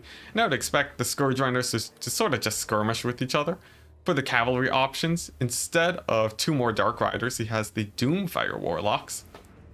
And those guys are likely gonna be winning out the cavalry fights pretty well. Their Soul Stealer will do a lot of damage to the Knight Assassins too. But honestly, I'm wondering if the single entity squad here will go better for Deadly Bunnies. Not to mention, he also has more Scourge Runners. So if he does manage to win out on that front, their support will do quite a bit to the cavalry options here. The infantry is more or less the same, so it just really depends on who comes out on top on the skirmish and single entity fights. Butcherbird surprised that Ice Power has gone for Double Manticore Marathi again. And here we go as the fight starts. Some nice juking from Ice Power. Characteristic of him to have very strong micro, but there we go. A single misplay results in some pretty nice damage landing onto some of his chariots. Deadly Bunny's just really focusing in on going hard and using that advantage with his chariots, but he's not moving them as much, and because of that he is taking a bit of return fire. But being able to play so aggressively and focusing on his targets does actually allow him to still trade up fairly well in this situation. Hey, green one, am I going to stream both semifinals? Nope. You are free to play your games until you reach the finals. We don't want the tournament running for too long. Now, I took the time to say that because we're sitting back and relaxing, because it's just going to be a bit of skirmishing for a while. The map is large, and with a skirmisher advantage, you don't really want to take a fight. A nice charge in, though, from these Scourge Runners does drop, slams into the Bleak Swords, and they do pull away, and the Soul Stealer drops, but wow, look at that. Nice play from Deadly Bunnies. Splits up the Scourge Runners, and only 2 of them get hit. That's pretty good. As for the K-Knight Assassins, they're actually not getting hit by the Soul Stealer for whatever reason. And so far, it looks like the Scourge Runners, they're mostly coming out on top for Deadly Bunnies. But is it enough to actually pull out an advantage? He has hit some infantry, which is very good. Winning the infantry fight is very important. But the Scourge Runners haven't really done much to the cavalry. And taking a look at the left flank, the cavalry does dive in. Soul Stealer drops, but they get shooed away by some Dread Spears. So actually a bit of a loss on the Soul Stealer front. These Slaaneish's Harvesters won't be getting any more healing. And we're seeing the Scourge Runners of Ice Power getting pounded down quite a bit, actually. It looks like they will be going down. And as long as these guys have enough ammunition in the late game, that could be really bad for Morathi and the 2 Manticores. Infantry does finally engage. And now we're going to see how the actual support works for these armies. It seems like the first play comes in from Deadly Bunnies. Scourge Runners slam into the infantry, getting in some nice damage. I would say the infantry is ahead for the forces of Deadly Bunnies here. But the Scourge Runners, they move in, slam into the spears, don't get nearly as much damage, but some big plays here. This cavalry engagement could decide it all. Dark Riders do move in. Soul Stealer drops, and the K-Knight Assassins are just taking quite a bit of damage from that Soul Stealer. Morathi and Double Manticore fairly unhindered right now too, and a single Dark Rider knocks that assassin away. As for the Scourge Runner battles, it seems like these ones have gone in to support this fight. Not a bad idea. They do fire some shots in on Morathi, but it means that the center line of Deadly Bunnies is getting shut down by cycle charging here. And a big collapse on his infantry would be really bad because, man oh man, he's getting pretty close to the edge of the map. And once you get pushed there, your potential to kite really gets strangled down quite a bit. Now Morathi, she does land again. Scourge Runners firing in on top of her, and now the double K-Knight Assassin punishing the classic playstyle of Ice Power, getting in insane damage on Morathi. I think Malekith is in there too, and this could very much decide the game. These Scourge Runners are still alive, and if they manage to survive into the late game, they will demolish any amount of infantry that tries to push through here. Morathi, on the last dregs of her life, very low HP, and Soul Stealers and AoEs dropping. I don't even know who's targeting who, but it looks like the K-Knight Assassins are taking quite a beating themselves. Down to half HP. Looks like they will be going down, but they're not terror routed yet, and these Scourge Runners are still alive. Not to mention the infantry for Deadly Bunnies is still holding up really well, and he has cavalry support. This is much more important than his infantry, and it looks like they will be saving these K-Knight Assassins, sending them on top of the Manticores. Malekith coming in to assist too. Looks like that will be huge. But a nice play bringing in those Slaaneish's Harvesters could be tipping the fight in the balance here for Deadly Bunnies. The blue Dark Elf player here. Malekith throwing down some spells though, and we'll take a look at the Slaaneish's Harvester HP. Down to half, and they might just be routing right off the bat because of that. Infantry just continues to trade in the distance, but that's not really important here. Comes down to who makes the better trades here. These Slaaneish's Harvesters, they route off, and in a bad direction too, towards the edge of the map. They could very well exit the map, and with the Manticores leaving too, that would likely be it for Ice Power. Morathi so beat up too compared to Malekith. I think this might be it, but a potential comeback play. Both Manticores do come back. The Slaaneish's Harvesters are still alive too, and if you look at these 2 K-Knight Assassins, it looks like they're off the battlefield.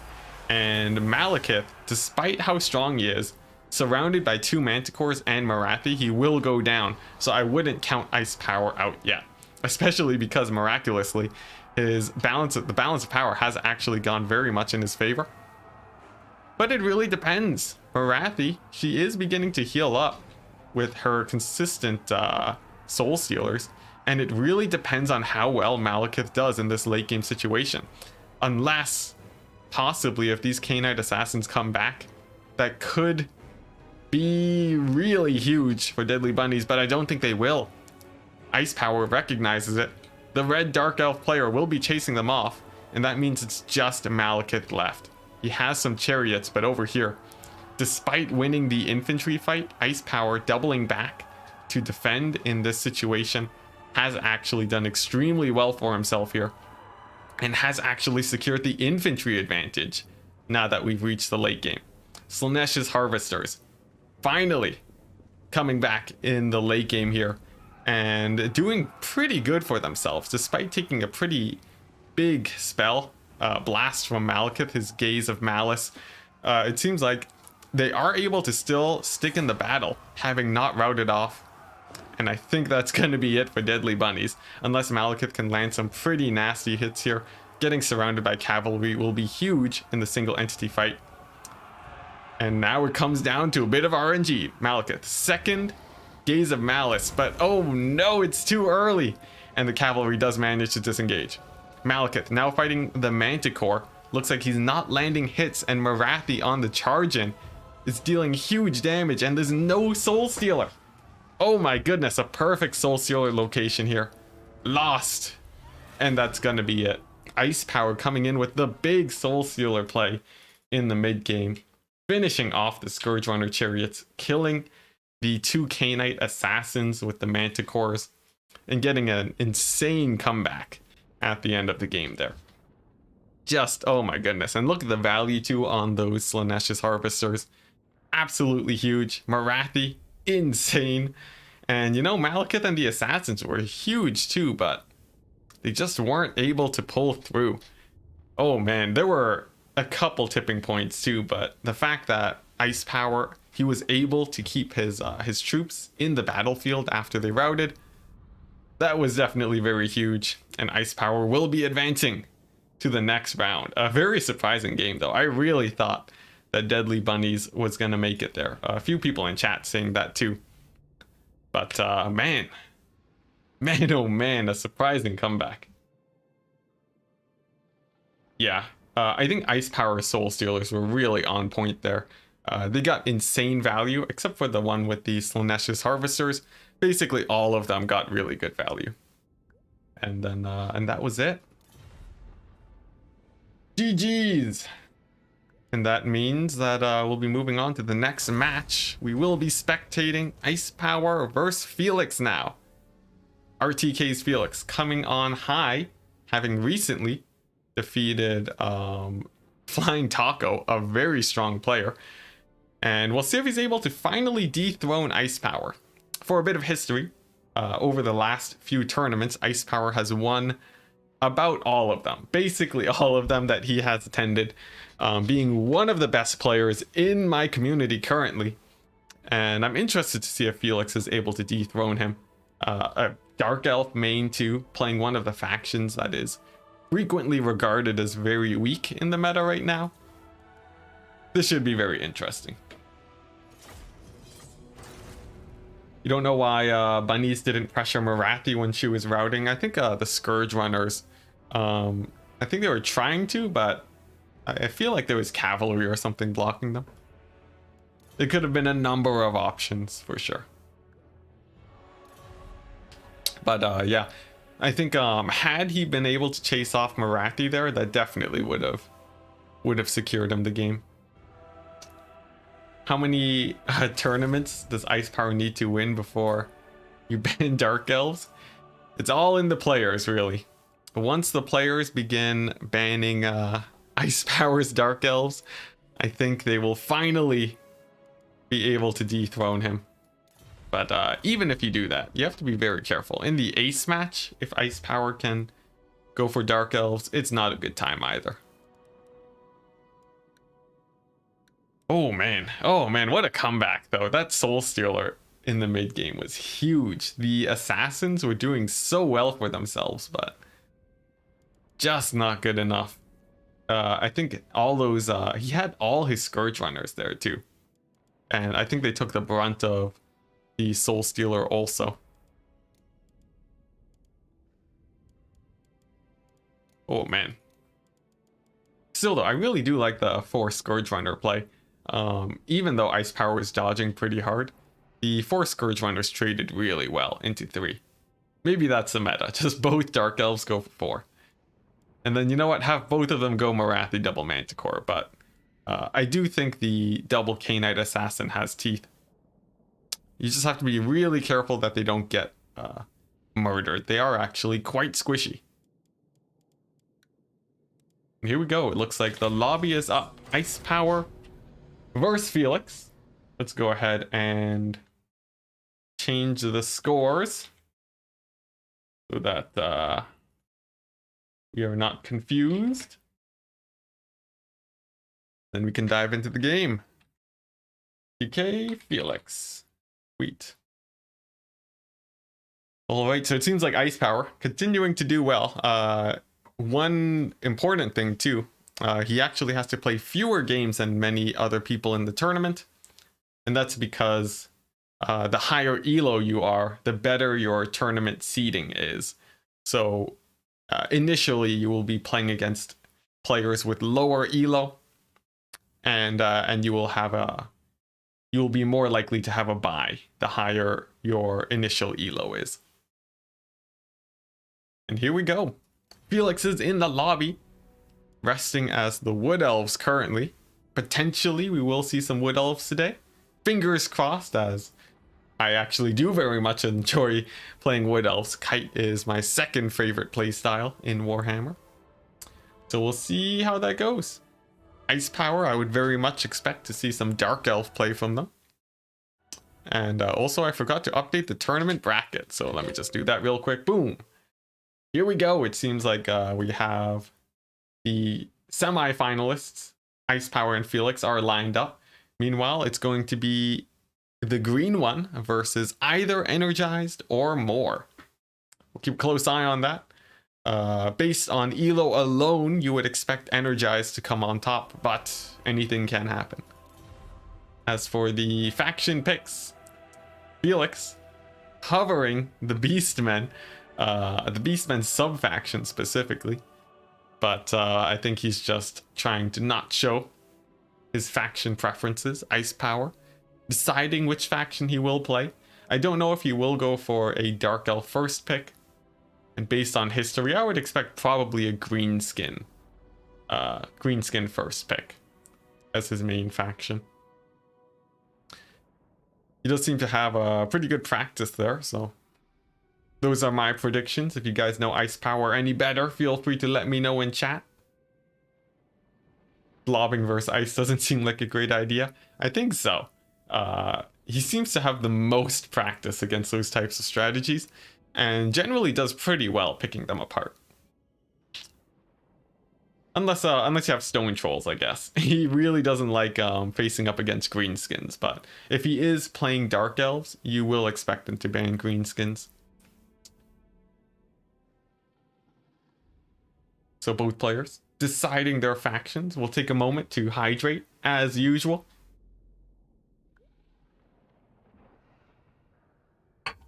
And sit back and enjoy.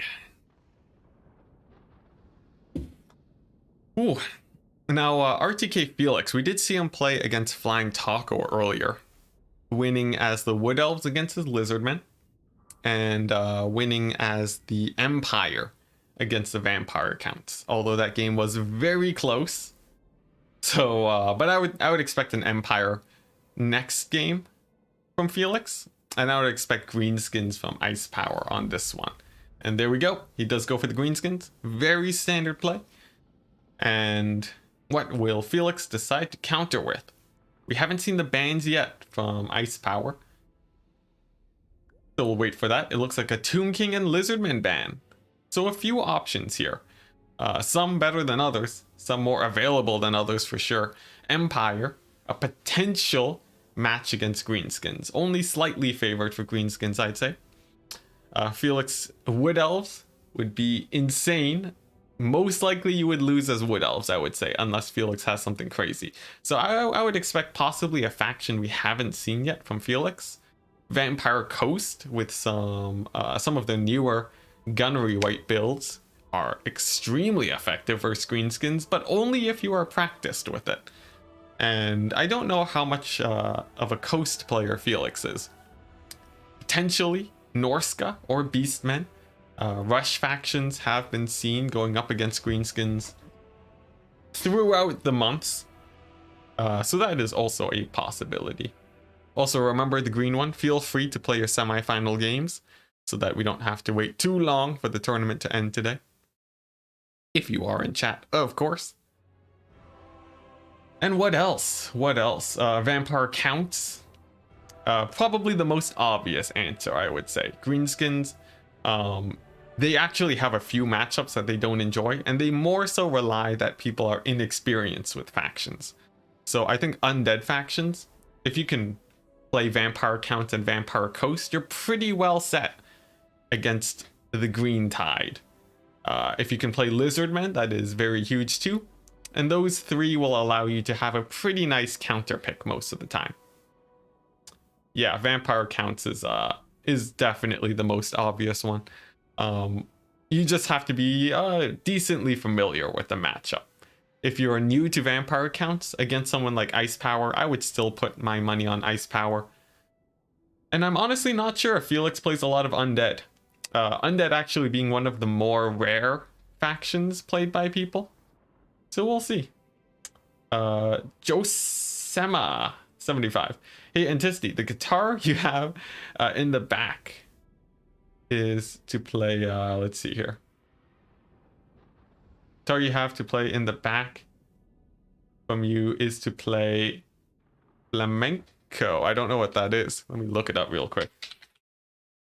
Ah, it's a type of music or dance, it seems. But sadly, I am not a very proficient guitar player. Although I do enjoy playing it from time to time. As of right now, I don't play it too much, and I will not be playing it on stream unless I hit. I'll do a guitar stream if I hit 5,000 subscribers. That seems roughly large enough where I won't hit it anytime in the near future. And that when I get close, I can start practicing guitar like a madman. But if someone wants to hold me to that promise, feel free to. I believe I did the math. It will take months before I get there. So that's a safe enough bet. I think I said I'd shave myself bald or something if I hit like 100,000 or something. I don't know. I've made a couple promises that I'm sort of counting on not being successful. And there we go. The pick is finally here. Felix going for the Dowie. And the Dowie is an interesting choice against greenskins. There's actually a bit of RNG that can come there. A little bit of, dare I say, build roulette that people so often bring up. But yes, there is a little bit of that. Especially when it comes to gyrocopters. Dwarves can go very heavy on the gyrocopters or not at all. And that really can throw greenskins in for a loop. Alternatively, just going for heavy infantry-based armies does result in actually very interesting pitched battles. But the greenskins have a lot of tools to work with. And if played correctly, I think greenskins can be quite terrifying in this matchup. Don't worry, we will remember all of your promises. Hey, look, it's a win-win situation, you know. Either I don't have to do it, or I get very successful. I'm happy to make these promises. It's tempting fate, really.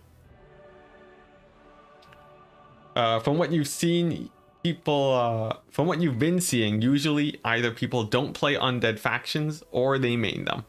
Yeah, that about checks out. Not a lot of people just dabble in undead. When you go undead, you go all out. That's sort of my conclusion too. And man, when there's gonna be like 20 something factions, oh man, focusing on niche factions like undead is going to get even more rare, I presume. Bring out the fanatics? Yeah, I think so. Fanatics are just terrifying versus dwarves. As an infantry-based faction, fanatics are one of the best anti-infantry options in the game right now. Show must continue. I think so. Oh. Okay. You want me to teach you how to play the guitar, you madman? It's gonna be terrible. Don't let me teach you how to play guitar. Yeah, picking Dowie into greenskins. I think a lot of dwarf mains could pull it off. Especially against people who only dabble in greenskins. But given that Ice Power's been playing greenskins for a while now, I think it's a risky pick. But we'll see. Felix could have some shenanigans up his sleeve. And dwarves, one of the best shenanigan factions, is the most likely to pull out a win here. And a decisive one at that, if done correctly. Will we see the dreaded 10 loonies build? Perhaps. Perhaps. That would die very quickly to gyrocopters. Steam gyros are probably the best counter to any goblin infantry unit. They can get them routing in like 2 volleys. It's insane. Enticity, who does Lizardmen versus Dowie favor? Oof, I've seen it sort of go both ways. At the moment, I'm sort of convinced that dwarves slightly favored there, but very slightly. I think like skill wise, if you're gonna go up against a better Lizardman player, I would put my money on the Lizardmen. If it's 2 dead even players, I think the dwarves will win out. But like only slightly, only very, very slightly there. Yeah, Avenge saying it favors Lizardmen a bit. I used to think that, but then I saw, like, you know, some really good dwarf players can put a pretty scary fight. Usually when you see Lizardmen coming up on top, it's because the Lizardman player is just a more proficient player. I think if they're dead even, I think the dwarves come on top, but it's real close, like really, really close. Say hello to your mother-in-law who's watching me live. Really? That is an honor and terrifying. I feel like I have to make a good impression now, and I don't even know why. You tried playing your friend's guitar once. Weirdly, it's nothing like violin. Oh, really? So you couldn't play it? Really? Is it like the finger plucking with your right hand that makes it weird? Because like violin, when you're pressing on frets, it's more or less the same. But anyways, I assume at this point, you know, we have all the YouTube people jumping to this point, and if I'm just talking about guitar, that's gonna be weird for them. So here we go. Starting off with the Greenskin Army of Ice Power on the blue side. It's gonna be, guess what?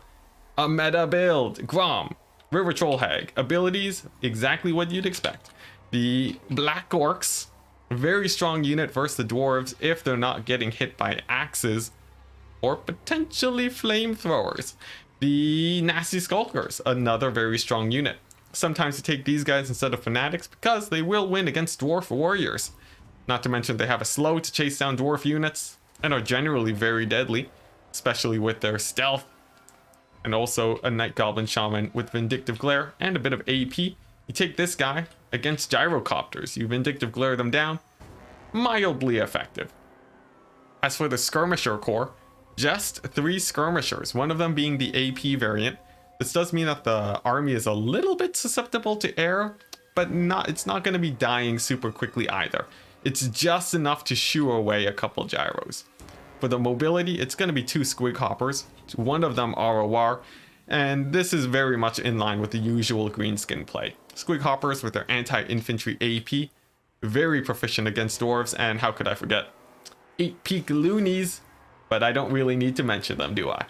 Now for the dwarves, let's see what interesting build we have here today. Flamethrowers times 2 Iron Drakes coming into the battlefield with actually 2 Grudge Throwers. Really, really nice piece against Black Orcs. and these guys should do very well there. 2 gyrocopters, steam variants. Not a lot to deal with chariots, so Grom could be a threat, but maybe not with these slayers in the back. 2 of them, no 3. One of them, the ROR Dragonback Slayers. If these guys don't get overwhelmed by infantry, they will murder Grom like no one's business. Same with the Squig Hoppers. So I'm very interested to see how this plays out. A single unit of miners. You see this when dwarves have an extra 325 gold. And that's about it. These guys are pretty bad in melee, but their extra mass will surely assist. These grudge throwers, just long enough for them to get a few more volleys before they get enveloped by these Squig Hoppers. As for the Ulthar's Raiders, these guys are here specifically to finish off the Black Orcs, and honestly it seems like a pretty fun dwarf build. The main problem being, their infantry is a bit thin. Compared to the forces of the Greenskins, the dwarves, they are down probably like I'd say 4 or 5 infantry cards. And that really will lead to them getting overwhelmed pretty quickly if these Iron Drakes don't pull their weight. And if they're getting distracted by Squig Hoppers, it's going to be very scary. So as the game begins, we're seeing the Greenskin formation advance. Grudge Throwers will likely be targeting down the Black Orcs as soon as they are able, and the first volleys come out. Looks like they slam in. One hits a couple Black Orcs, but not too much damage yet. The Skirmishers, not particularly threatening. And these steam gyros going to be taking more of a defensive position, actually. I also missed it. There are 3 of them in the battle right now. And these guys, it is core that they finish off the infantry here. If the steam gyros do not kill off the infantry, I would very much expect the dwarf units to get overwhelmed. That would likely be the end of them. Grom charges into these dwarf warriors. They do have anti-charge defense against large, so they come out mostly unscathed there. A Rune Lord too, making it very scary for Grom. He likely won't be able to get too much value in. Now the gyrocopters, they do fly out. It looks like they're scanning for probably fanatics by the looks of it, but right now they're not getting a ton of value. Actually, all the goblins for ice power are still online and operational, and the gyrocopters are more so shutting down the skirmishers. Not a terrible choice, but they are slowly going down, one of them getting spirit leeched. And the goblins do engage. We'll take a quick look at the fanatics. They drop, and there we go, slamming into the dwarf warriors. Those guys are going to be routing off very quickly, and it seems like the dwarves, their front line is going to be collapsing very soon. But the Iron Drakes warding off 1 unit of goblins. That's very important here, as these dwarf warriors, will they manage to hold? It looks like they will. Meanwhile, on other fronts of the battlefield, the Slayers having to go into combat against goblins. Not the best case scenario, but really nice here. These Black Orcs getting destroyed by the Ulthar's Raiders plus the Iron Drakes. It seems like they did indeed. Yep, they got hit by every debuff in the game, all 4 of them, and they're going to be taking huge damage to get routed off. But it's not done for the dwarves yet. In the back line, there's still a unit of Black Orcs that need killing. The gyrocopters can deal with infinite numbers of goblins, but the Black Orcs are the most threatening here. As for the Slayers, they don't trade amazingly versus goblins, but they will hold in this situation. And so far, I'd say it's looking pretty good for the dwarves. It all depends on whether or not these Black Orcs actually survive. And it looks like they may be going down due to the grudge throwers here, who have actually been able to stay online and operational for quite a bit. The Black Orcs now, they do manage to advance. They are still getting hit by the Ulthar's Raiders, but now they are shut down by the 8-peak loonies. And this is looking pretty bad for the dwarves all of a sudden. If we take stock of the battlefield, their range units are beginning to get compromised. The back line is shut down. They do have Slayers, but these Black Orcs will cut through Slayers like no one's business. And the Steam Gyros are not particularly effective versus them. The Ulthar's Raiders do begin to retreat, but the Squig Hoppers do catch on to that, shut them down, and I would expect the balance of power to start going in the favor for the Greenskins in just a second. Another Fanatic Bomb, but not too much damage, and a saving grace here for the dwarves, these Iron Drakes. Oh my goodness, it looks like they will be routing off these Black Orcs, but no! Another unit comes back into the fight, and these guys, they just barely hold on to their leadership. That's very huge for the Greenskins, but let's take a quick stock of the gyrocopters here. We have 1 gyro unit alive, 2, 3 of them with pretty good ammunition on all of them. They can very likely finish off the goblins. The black orcs are getting very low on HP. And it just depends on how quickly those goblins go down, because these slayers can only take so much of a beating against the cheap infantry of the greenskins. And it's just a race for time. The gyrocopters are flying overhead. It looks like they're focusing the 8-peak loonies now. Not a bad choice. Iron Drake surprisingly managed to stay online and operational, but look at that, the balance of power now getting pretty in the favor for the greenskins. Just taking out many dwarf units, but taking stock of the slayer count, there are still a pretty significant number of slayers. The squig hoppers are still a threat, but the gyrocopters have free reign over this situation now. Vindictive glares and spirit leeches go down, but they don't do that much damage. Never mind, they kill off 2 gyrocopters in one shot, and that means that's actually a significant blow to the ammunition on the gyrocopters here. That's going to be very rough. Some more Night Goblin fanatics do get routed off, but look at that, Grom is still very high on HP. The Slayers still doing okay, but they are beginning to run thin too, and I don't know if there's enough to kill off all the single entities here for the greenskins, especially with these squig hoppers supporting. On a charge, the Slayers will actually take quite a bit of damage there, and with the gyrocopters running out of ammunition now, it's likely going to be pretty scary for the dwarves. Not impossible for them to win though, especially since these Iron Drakes are still alive. They could potentially do quite well here. Oh boy, so here we go. Here we go, Iron Drakes firing in onto these squig hoppers. If they rout them off, that would be pretty good, but look at that, the trees are the counter to forests. It turns out they block a lot of the shots, but the Slayers, they make a much bigger play. They dive in onto the Night Goblins, and they will be shutting them down. As for the gyrocopters, one of them is out of ammunition now, charging the squig hoppers in the back. They do provide a pretty nice leadership debuff, as they are a fast unit and can charge in the back, but the squig hoppers do hold. Steam gyros fire in, and it looks like the squig hoppers are going to be out. Some more just wolf archers here moving into combat, not particularly scary, doing a bit of damage to the Slayers, but they're off the battlefield now, and it's just gonna come down to the heroes against these Slayers. Now, will the greenskins be able to do it? Seems like Grom still very high on HP. There's not a lot really for him to worry about, and oh no, these Night Goblin fanatics, they had just enough HP to throw down one more fanatic bomb, and it does plow through those Slayers quite a bit. And it's just gonna come down to this. Will Grom be able to win it out? The Rune Lord is not a great fighter. The Slayers will do great against Grom, but they are getting overwhelmed by the greenskin infantry. And if we look at the distance here, there are still these Durkit's squigs, and they are going to be extremely threatening for any dwarf infantry here. And just look at that, the Slayers do go down to the puny goblins. A very unfortunate scenario, but I think at this point there's not a lot that can really deal with Grom. He plows into the Iron Drakes and takes them out, and I think this will likely be game even without the Durkid squigs. Grom finishing off the dwarf infantry. This is but a Rune Lord, no Grom Brindle, and not the Slayer King himself. The only possibilities to kill off Grom at this point, and that should be it. Trees block flames. Indeed. A strange situation to be in. But yeah, I'll just let this game roll out. I don't think there is a crazy comeback that could happen, although surprisingly enough, the squig hoppers actually rout off. Surprisingly enough, but still, I don't think anything can kill Grom here. If we look at the Slayer count, we have 16 Slayers. And Slayers, although terrifying, are not really powerful enough to take down a full HP Grom. Not at this point anyways. He does come back again to finish off these Iron Drakes. Plows through them. Their leadership does hold, surprisingly enough.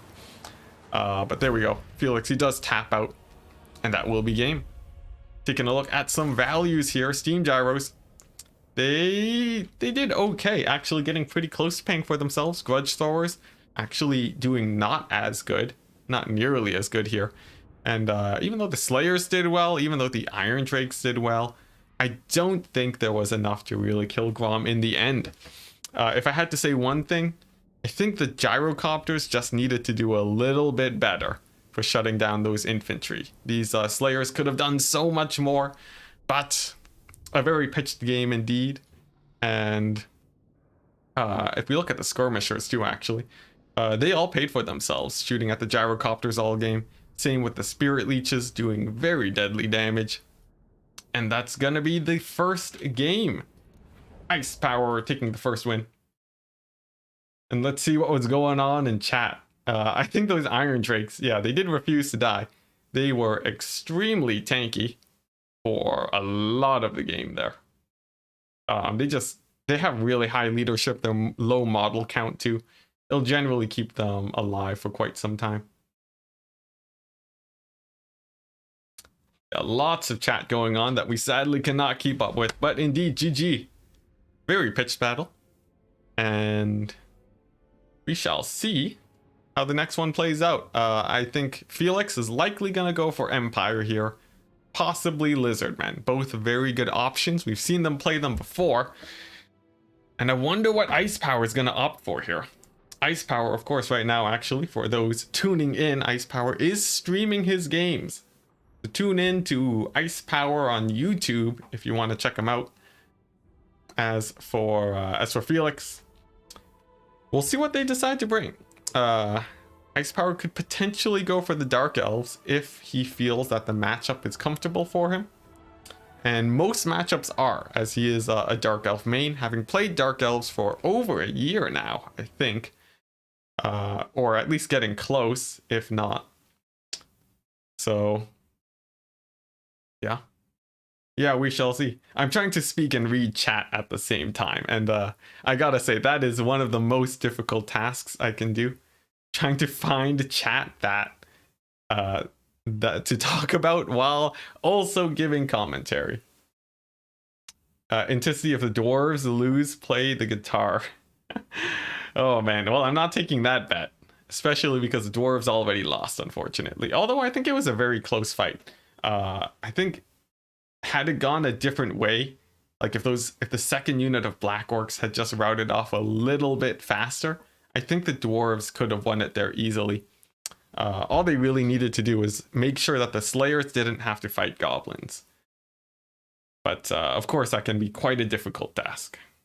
Hoping for some Felix Empire, I think that'd be pretty cool. Like we saw him beat Flying Taco with it. His vampire count specifically. So not an easy task. Felix has been playing in many of these tournaments too, actually. And I think he's run into Ice Power a few times. I think. So we'll see. Both of them actually pretty highly ranked players.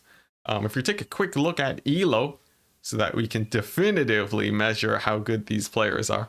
RTK's Felix is... Where is he? There we go. He has an ELO rating of 1,285 compared to Ice Power's 1,443. So Ice Power coming in with almost 200 more ELO. Definitely means that he's totally a better player in every way. I think it's just fun to see how the ELO of these players actually stack up. But there you go. Some stats. It does put Ice Power to be the expected winner here, but I think we could all agree on that since he has won, I think, all of these tournaments in recent history. Let me double check, actually. Let's see. I should have there we go, Hall of Fame.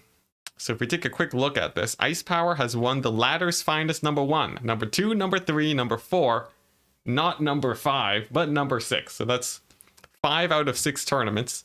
As for my Ranked League Champions series, what a mouthful of a name. He's won only 2 out of 9, but he wasn't able to make it to a few of them, I think. So still, he's won half of all the tournaments I've ever hosted, and that is quite the feat. Yes, Void Laws did win one of the tournaments. Yeah, if we take a... Here, let me take a janky screenshot real quick. Here we go. Yeah, if you take a look at this, Ice Power, yeah, there's a lot of Ice Power there, guys. So I think I think the chances of him winning are at least 50% here, I would say. Whoops, there we go. Now back to the actual tournament. It seems like players, they are still picking their factions. Who would have guessed it? It looks like I'll have to stall for more time, but let's take a look at chat. Void 1-1. Only extremely risky lizardmen builds tend to surprise you, but they are so rare in frequency that you consider it pretty normal. Let's see. Talking about lizardmen, the concept seems to be missing. Oh man, yeah, okay. The conversation goes too deep for me to keep up with. But in terms of lizardmen builds in general, I don't think a lot of them are risky. I think dwarves have the highest variance in terms of builds. The dreaded build roulette, although I think a lot of skill comes into play when you play as dwarves. It's harder to notice a lot of the times, but a good dwarf player will play them many times better than a bad one. Just setting up your formations and repositioning your units will have a huge effect on how the game actually plays out and how difficult it is to actually break into your defensive formations. So yeah, I would say the dwarves, they are still pretty high skill cap, but their builds have a high impact on their games. Stall by playing guitar? No, I refuse. It's just set dressing, guys. It's just to make it look like I'm classy and cultured, you know, but I don't actually play guitar very often.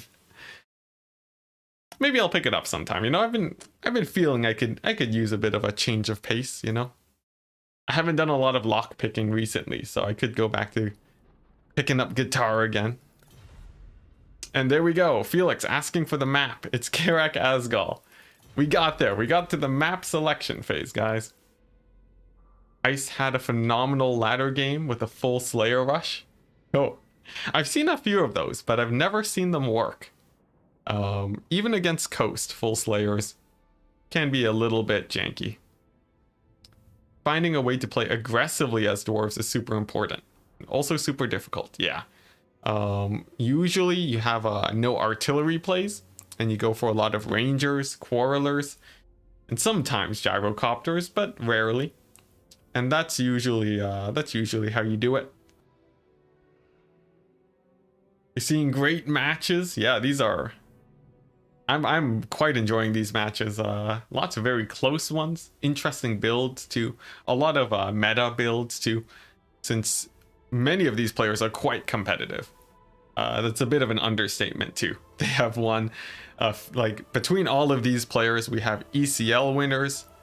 We have the World Cup finalists, I think, maybe a few of them. Yeah, there's a lot of very strong players here. What's the other big tournament? The one that CA hosts. What's it called? Everchosens. Yeah, Flying Taco has won his fair share of Everchosens. So pretty good. The current Dwarf vs Lizardmen build has 3 bolt throwers, 45 brimstone gyros, and long beards as a standard core. Seems pretty good.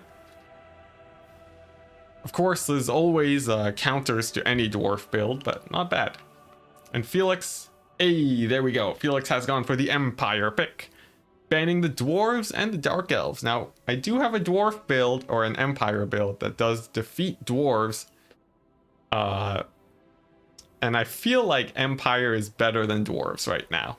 That's my hot take of the day, guys. Empire should not be banning dwarves on flat maps. I think gun builds can be pretty scary with Burning Head, but it has yet to be tested very often in tournaments yet. So I'm willing to be proven wrong. The Dark Elf ban, very good because you don't want to face against Ice Power's Dark Elves. Plain and simple as that. So I think Felix more or less has what he wants going. Via Ice Power going for Chaos, it seems. We'll double check so that Felix doesn't have to be caught waiting. And this should be pretty interesting. Empire, a lot of people say that Empire with their kite builds here can be really scary. So I'm wondering if Felix decides to go for that. Last time we did see against a Rush army, he went for a defensive build, a very well thought out build actually, with the Lore of Light providing leadership against the undead. So I'd put it to him that Felix has a pretty, he's got to have something interesting here. That, or he'll just go for the classic kite. Who knows? It's a very hot take. I feel like dwarves, I feel like Empire beat dwarves in the ranged game. This is, I don't know. I don't play ladder nearly as much as I used to. But if this was a ladder stream, I would totally test that out, guys. Dwarves are unbeatable in the corner, it is known. Yeah, the corner camping rule, it is the only thing holding them back. Now, as we dive into the game, guess what? It looks like a kite build from the Empire, but starting first on the blue side. Ice Power gonna be coming in with, whoa, look at that. It's an Exalted Hero on a Manticore. Ice Power, you know, he just can't stay away from that double Manticore, guys. Filthy. Filthy play. I'm kidding, of course, though. You can play any build that's legal. There's nothing wrong with that. And this will help against kite builds, but he has to make sure that they do not rampage, specifically this one. And he has to make sure that they don't take too much damage from guns as they can't heal. As for his mobile force, Marauder Horsemen, not into the sunset, only 4 of them, and 2 of them throwing axes. More AP, less range. Very important to note. Infantry, basically Outrider grenade launcher fodder. If he's not careful with them, these guys are going to have a rough time. But if they do actually find combat, they may very well do okay. The best anti-cavalry option being the Chaos Warrior Great Weapons. These guys, if they get a charge onto cavalry, will destroy them. So these guys will be the main threat to stay away from. And these will be the meat shields protecting them. Sigvald, as usual, Fire Sorcerer, coming in with Burning Head and Fireball. All pretty standard for the Empire. What is this? Volkmar. The Volkswagen has arrived, coming in with a Jade Wizard for healing the cavalry, and a Warrior Priest. Double Soulfire and Bombardment. Now that's pretty fun. As an anti-infantry tech, I absolutely love that. Outriders, ×2, ×4. Very nice. Good for sniping out skirmish cavalry. And infantry, 2 spearmen with shields. Slightly better than unshielded spearmen.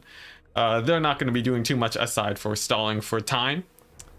And it looks like the main strength here of this Empire army is actually going to be the Empire forces. Sorry, 1 second. I'm experiencing distractions. But anyways, ignore the sounds in the background and the open door. Yeah, we are seeing this build is mainly focusing on cavalry and cycle charging to do well here. Aside from that, the Outriders are just there mostly for counter skirmish, I would imagine. And they could very well run out of ammunition quite soon. Greetings from the Northern Latitude. Ooh, very exciting. If you have any... yeah, I already see some guesses coming in chat. Alright. So, taking a look at the build. The background sound should subside in just a second now. We are seeing the Outriders. They will be skirmishing with the forces of chaos here. It will be slightly easier because there aren't too many Marauder Horsemen. And getting in some decent damage, but nothing too amazing on the initial volley. Outriders do have a lot of ammo though, and the second volley really punishes some of these Marauder Horsemen. They're taking a ton of damage, and actually just sitting to trade against the Marauder Horsemen, not a bad choice, because we're seeing now the cavalry actually is moving in to ward them off. This allows the Outriders to get in more damage, and already some pretty nice play coming in from RTK's Felix. Now the Spearmen have advanced just to support against any cavalry, and it seems like the cavalry just sort of avoiding fights for the most part at this point. The Manticores too are deciding to hang back, and this will allow the cavalry to begin cycle charging, and we do see that play out. Warrior Priest and Volkmar are looking to get those Soulfires going down, and on this end, on the left flank for the Chaos, just a denial so that the cavalry does not take too much damage. Now some big plays. Volkmar and the warrior priests are dropping their soulfire bombardments, but it does leave them open for the manticores to fly in. Seems like possibly a bit of a flub, but Volkmar, huge melee defense, actually manages to keep him alive for quite some time. I think his buffs and his general high HP pool helped him out here too. But this does mean that the forces of the Empire do have to stay in prolonged combat here against these Forsaken. Not the worst case scenario. And actually the Manticore takes quite a bit of damage too. And I'd say that actually ended up being a fairly good trade for the Empire. Now as they disengage to get a better position, I'll need to close my door. Okay, and there we go. Quick and easy, and it looks like we missed nothing. The Empire has disengaged, and they're trying to find a way to get into a safer position in this battle. Right now, it's getting a little bit scary. They're getting pressed against the white line, but with their cavalry cycle charging, it does look like they are able to ward off many of the chaos forces here. Volkmar does manage to find a safe disengage. Most of the outriders find a fairly safe position too, and with these Marauder horsemen so beat up, it seems like the Empire will have a fairly safe retreat. Sigvald's not really too much of a problem either. And there we go, the Empire. They do manage to slip out. Yes, indeed. Door closing tactics mid-game. You just got to find the right points in the battle to do so. And there we go. The forces of the Empire have successfully disengaged, but not without loss. These Empire Knights, they are routing off, and they might not come back with how close the white line is. Balance of power is fairly even. Volkmar taking an inefficient trade here too, getting hit by the Manticores. Not the best case scenario, but with 4 whole outriders still alive and with decent ammunition, I think the Empire, they could still have a pretty good time here. The infantry here don't really play a huge part until ammunition runs out. And as long as these Manticores are getting shot at by the outriders, I'd be a bit worried for chaos here. Sigvald too potentially could carry out a win in the late game, but it really depends on how this skirmish phase goes on. And right now we are seeing Ice Power doing a pretty good job with that skirmishing, getting in some pretty nice engagements and not taking too much damage from the outriders. These Marauder horsemen are out of the battlefield, but there are still 3 left, which is enough to reduce damage by quite a bit. Sigvald not taking hits, instead shots going into the Forsaken, a decent choice. Empire Knights getting caught by a couple Forsaken, a bit of a flub, but not too much as long as they don't stay in combat for very long. Looks like they will though. That's actually pretty bad. Each unit of cavalry counts for the Empire, but there's a lot going on in the center. Volkmar has been running for his life. Demogryph Knights are doing okay on the HP department, but so far it seems like these outriders just haven't been able to get a whole ton of damage. The Empire Knights finally do disengage, not before taking quite a bit of damage. And now we're seeing a big engagement here. Volkmar, surrounded by Manticores, supported by a warrior priest and his outriders. This is a much worse engagement for Ice Power, and he realizes it, disengages with the Manticores, and it looks like they will be able to fly to safety. No, they decide to go back in. Smelling blood in the water, they go straight for Volkmar. The potential of outrider shots being ignored, and it looks like it was a good play because he did get some pretty good trades there without taking too much damage. This really will just come down to a battle of attrition and who takes better trades. And right now with Volkmar taking so much damage, I'm really worried here for Felix. His knights get caught again. And those are some really, really bad trades there. Taking a look at Volkmar once again. Soulfire Bombardment comes down, but the damage is done. He terrifies the warriors. And perhaps the Demogryph Knights are going to be his saving grace here. If the Demogryph Knights kill off the 2 Manticores, that would be absolutely huge. And it looks like the Exalted Hero, he's taking a lot of damage, but the Outriders, they're focusing the Marauder Horsemen instead. That's not a terrible choice, as Volkmar, he does kill off the Manticore. He does rout it off at the very least. The Exalted Hero does escape, and with the heal coming down, it seems like the Empire will be recovering, but not without some pretty scary situations, I must say. Interestingly enough though, the Chaos Infantry, they've taken quite a beating.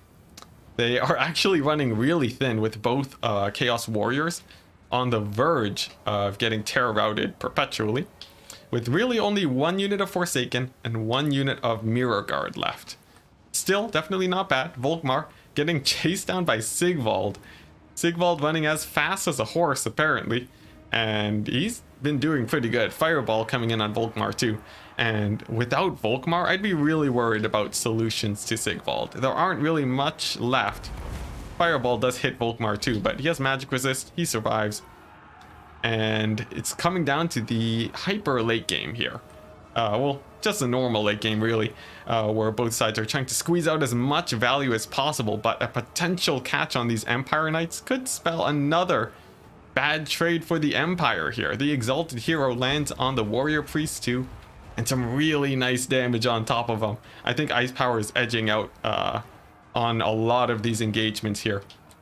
And unless some big plays come in, it's going to be pretty bad. Not to mention the Manticore even comes back just to terror out these Empire Knights.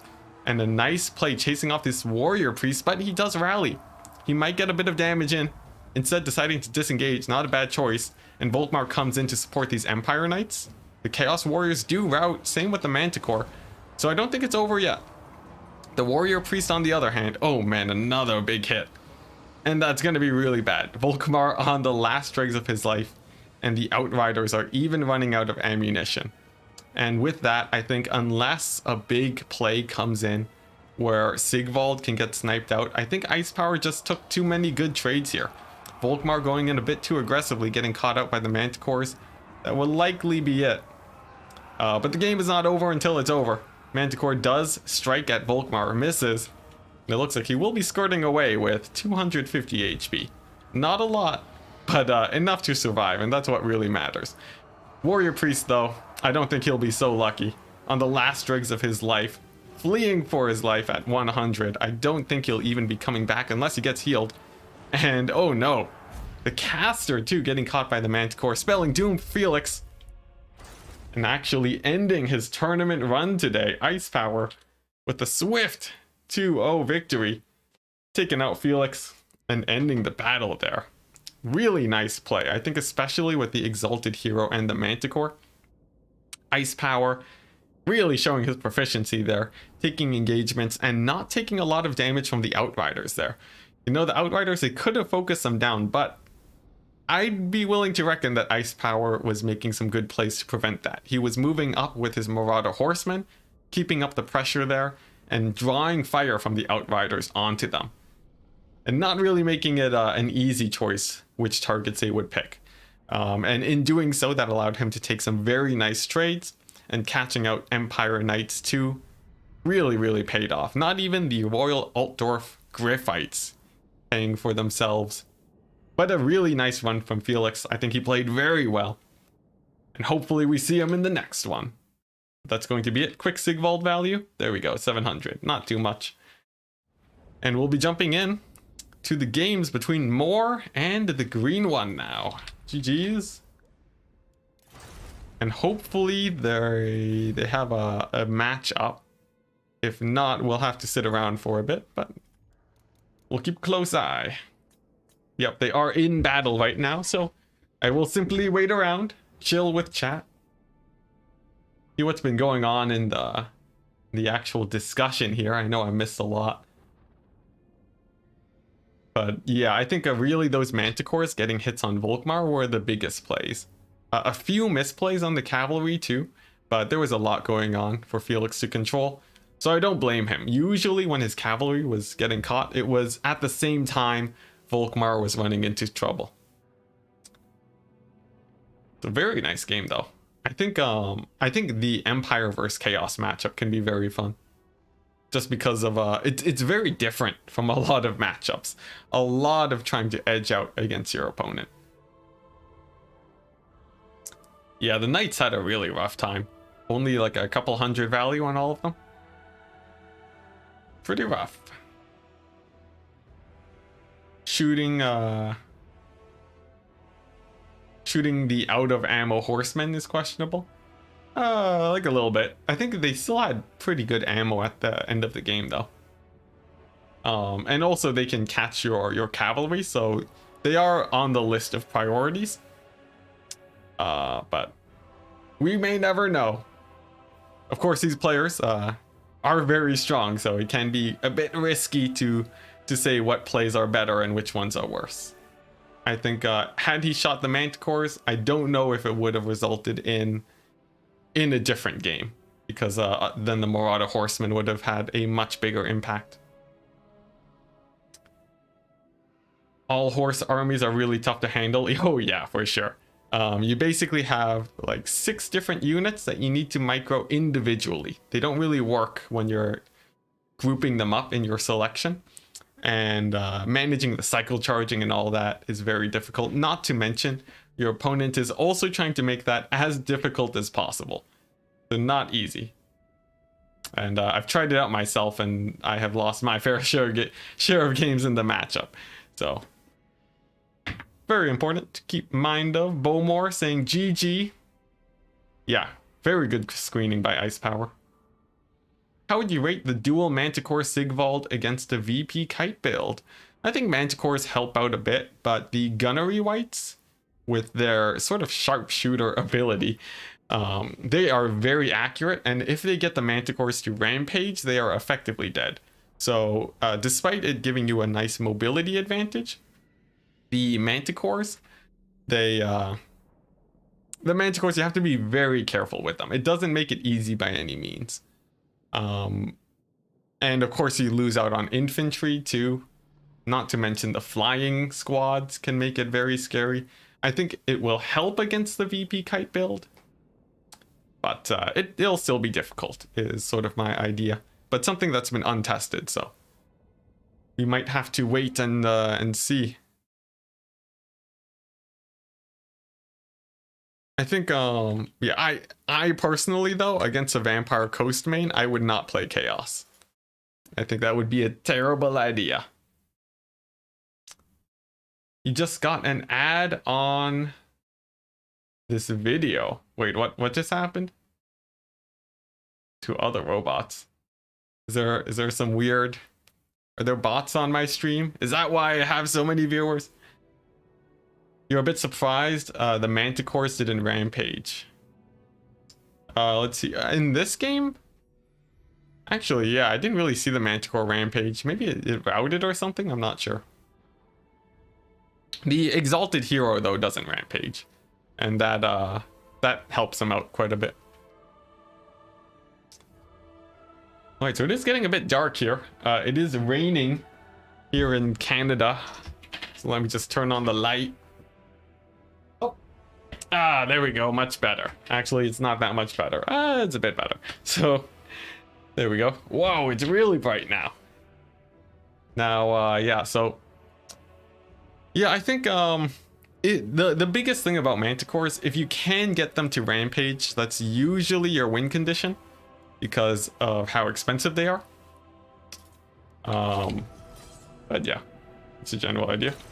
Still up screen blocker. We have found the game. Let's see what game they are in. I think they might be entering game 3. Hey, what's the score? And yeah, we'll see if we have a game between Moore and the green one. Green one saying GG, well played. Moore returns the favor, and it looks like they're finished. Okay, let's invite Ice into here. Okay, so we'll get Ice Power into this lobby, and we will begin the finals of the the ladder's finest, the number 7. Ice Power looking pretty strong in the tournament today. He's had quite the strong run. By the way, can you hear the rain outside? Because it's raining really heavily, and I don't want the background noise to be too crazy. So if it is going crazy, do let me know. If the stream cuts out randomly, a lightning bolt took out my power lines. But aside from that, I think there shouldn't be too much to worry about. You're switching from Ice Power to my stream. Cool, cool. You get some weird ads. That's weird. European heat wave. Oh dear. I hope it's not too bad for you guys. You can't hear the rain. Oh, bless this wonderful microphone. And there we go. Ice Power has arrived. The map for the finals is the Chill Flow.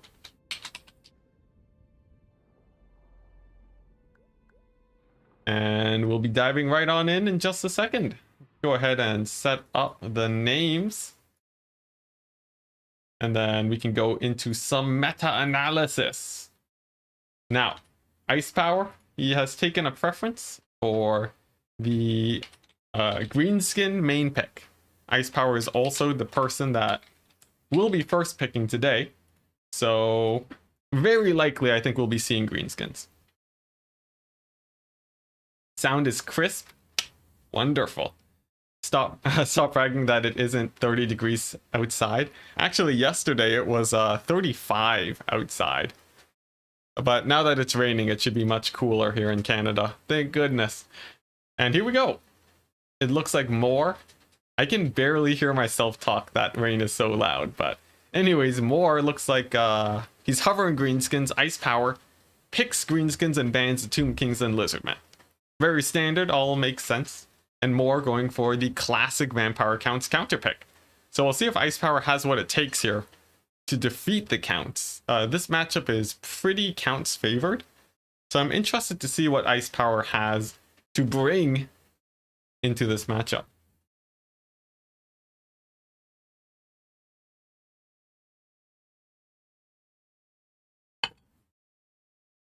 Yes, Canada actually does get hot. Interestingly enough, where I live in Canada is as far as France. Surprisingly. I think, let's see here. If you actually look at a map of Canada, I'm at the very bottom. So I'm lower than Britain.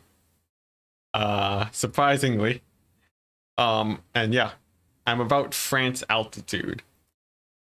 If I live further north, though, it would be pretty cold. Also, it is like a monsoon outside right now. It has to be a bit worried for my electricity. But if the power does cut out, the stream is ending, so I won't be coming back if it crashes. Unless it's a short crash. I guess give me 5 minutes to live. But yeah. So onto some actual analysis of the game. Am I in Vancouver or Ontario? Game analysis. We got more as the Vampire Counts. Usually what we see from the greenskin side, they either go for a box or a little bit of a wider formation defended by trolls. Now against boxes, Vampire Counts, you want lords that can cycle charge better, that have you want stronger dragon lords that are stronger against large single entities. If you're worried about, elite infantry, like Black Orcs and Savage Orc Big Guns, you want to make sure you have a better breath attacks to take those guys out. The usual here, you usually see a bit of cavalry. Black Coaches are good for wider formations. And the infantry is pretty light for the Vampire Counts. They usually don't go very heavy there. For the greenskins, infantry is usually very elite. For those of you guys who want to see elite infantry, this is one matchup where you will usually see that. And as for the usually you see pretty elite infantry from greenskins regardless.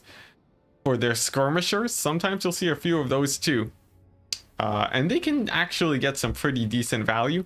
They're mostly trying to get on top of the dragon lords most of the time. And then it comes down to how well the Vampire Counts can cycle charge and keep their single entities alive, while trickling in their infantry to set up charges and also not so fast that they lose all of their infantry. Zombie summons are usually saved for the late game for more cycle charges, and that's generally how the matchup plays out. For the greenskins, their goal is to try to trade as well as possible, whether by fermented fungi or ranged attacks from skirmishers or mithers to slow down units in their elite infantry. They also have to try to negate as much damage as possible by trying to dodge breath attacks. But that's not always possible if the Vampire Counts set that up successfully. So honestly, there's a lot of back and forth here. It's not your traditional Warhammer battle, but I think this should be very interesting as long as we don't have too many misplays for both players. You live on the level of the central mass of Hudson Bay. Okay, yeah, so pretty far north. I imagine you don't get nearly as many heat waves as I do. And here we go. We are loading into the game. The final best of 3 between the top 2 players so far in the ladder's finest tournament. These players have been playing for the past 2 hours and 30 minutes. So give it up for AC Moore versus Ice Power Total War. As we load into the battle, we can take a quick look at the builds to figure out what type of match we should expect in the battle today. Loading on in. Hopefully soon. There we go. The vampire accounts load in. And for more, we are seeing a pretty classic standard army here. Double black coach, some black knights, a good deal of infantry. Actually, quite a bit of skeleton warriors. This will buy a lot of time for cycle charging, but takes away from his cavalry force, sticking with only 2 black knights. Necromancer on a corpse cart, the mad lad coming in with a nice set of abilities, basically a mana battery. He uses his HP, turns that into mana, some damage resist, and actually he's the one going to be summoning zombies this time around. With the Strigoi Ghoul King, he's going to be summoning in Crypt Ghouls, I think, indeed. And he will be extremely good at cycle charging single entities. Along with the White King for Scabscrath. All in all, pretty standard. And I think this build should do fairly well against most greenskin builds. For Ice Power, he's opted for the wider formation here and going to not take a lot of single entities here. No giants, no Arachnarok spiders, relying on his archers to do most of the damage. For his hero core, he has an orc shaman coming in with some magic damage. A buff to melee units, gives them magic damage, gives them better melee attack, very strong. And the Night Goblin Shaman with just Vindictive Glare, a nice bit of poke damage to make sure that the vampire counts don't take too long with their single entities. A lot of skirmishers too. These guys, they need to be firing in on anything but zombies to get value. They shouldn't be shooting at skeletons either. And if they can manage that, they will generally pay for themselves, but easier said than done. So let's see how it plays out. Taking a look at the specifics of the infantry for Ice Power 2, it's actually gone extremely wide with Night Goblins on the flanks, 2 Fanatics, 2 Black Orcs, and 3 Savage Orc Big Guns. Actually not the strongest infantry force ever, but definitely enough to be quite scary. I think the Black Coaches will come into play very heavily here, and with enough micro, the Black Coaches could be quite scary. Not undefeatable. And really, that's the name of the game as we begin. The skirmishers, they do move up. They're going to be firing away at the Cairn Wraiths, getting in not too much damage. The Cairn Wraiths can, of course, dodge. The Night Goblin Shaman, looking like he will be going for a Vindictive Glare. Will it land? No, he doesn't even fire it. Or perhaps he will. Occasionally, when you miscast, the Vindictive Glare can bug out a little bit. And that looks like is what actually happened. Very unfortunate for the Night Goblin Shaman. And a potential loss of Winds of Magic too for Ice Power. So that's definitely a strong initial loss. But so far, really no side trading extremely effectively either way. The skirmishers continue to fire, but they're getting very little damage in. On the left flank, not too much damage either. And more, he continues to advance. Vindictive Glare finally goes off, slams into the Strigoi Ghoul King, and gets fairly nice damage. In terms of trading, magic-wise, it's slightly inefficient for the greenskins, but the fact that it brings the Ghoul King closer to his heal cap is actually big enough to the point where it's worth it to be Vindictive Glaring there. Yes, there's a rare situation where if your overcast explodes on your caster and they get knocked down, they can have a very hard time actually firing it off, and if you move them, it will cancel the cast. So it's a very unfortunate situation, but as of right now, the vampire counts are just taking their time, slowly but surely advancing. The Ghoul King should be regenerating too, indeed he is, and the Vindictive Glares, they basically only affect his heal cap at this point. As for the skirmishers, they're continuing to try to make plays. They've used a bit of their ammunition, and they want to have at least a bit once the battle drags on, as it will get easier and easier for them to get value once the actual infantry starts to run out for the vampire counts. A second Vindictive Glare does drop, slams into the Black Knights, but actually doesn't take out any models, and that one was a little bit less efficient there, but nothing that will really determine the game as of yet. Vampire counts continuing to advance, Karen Wraiths dodging the arrows as usual. You can dodge arrow shots with your infantry, and having the micro to do so will definitely help. As for Grom, he charges into the White King, gets a single hit in, but if he gets punished here, it could be very bad. Strigoi Ghoul King does land. Grom, he hasn't taken a hit yet, and it looks like he's disengaging. I don't think he's procced any of his buffs either. No, he has. So despite getting a bit of damage on the White King, I don't know if that trade was worth it. Not having your buffs on Grom can be really detrimental if he does get caught out. And there is a 2-minute window now where cycle charging on Grom is going to be about 40% more effective than it was before. However, during that trade, there has been a pretty nice trade on the left flank, with these skirmishers actually getting in decent damage against the Karen Wraiths. Nothing that will blow your mind, but it's decent. And there we go. The Gaze of Nagash onto Grom the Paunch. Basically the same thing as Vindictive Glare. You use it to get a bit of damage in, to make sure that heal caps don't come into play, but in this case it was actually used later, because there's a chance Grom won't heal cap this game, and that this initial damage will get him closer to routing off. More Vindictive Glares too onto this Ghoul King. Both players just shooting missiles at each other non-stop. But really not much going on otherwise. A big play does happen though. The Night Goblins do get hit by a Scab Scrath. Very nice counterplay to the Fanatic style of play. And there's basically nothing that will stop these guys from routing off the map and getting chased down. Oof, and a huge miss too from the Vindictive Glare. The Glares just having a very rough time making contact today. Looking like that's going to be a pretty nice advantage for the Vampire counts. In fact, they actually have the balance of power already.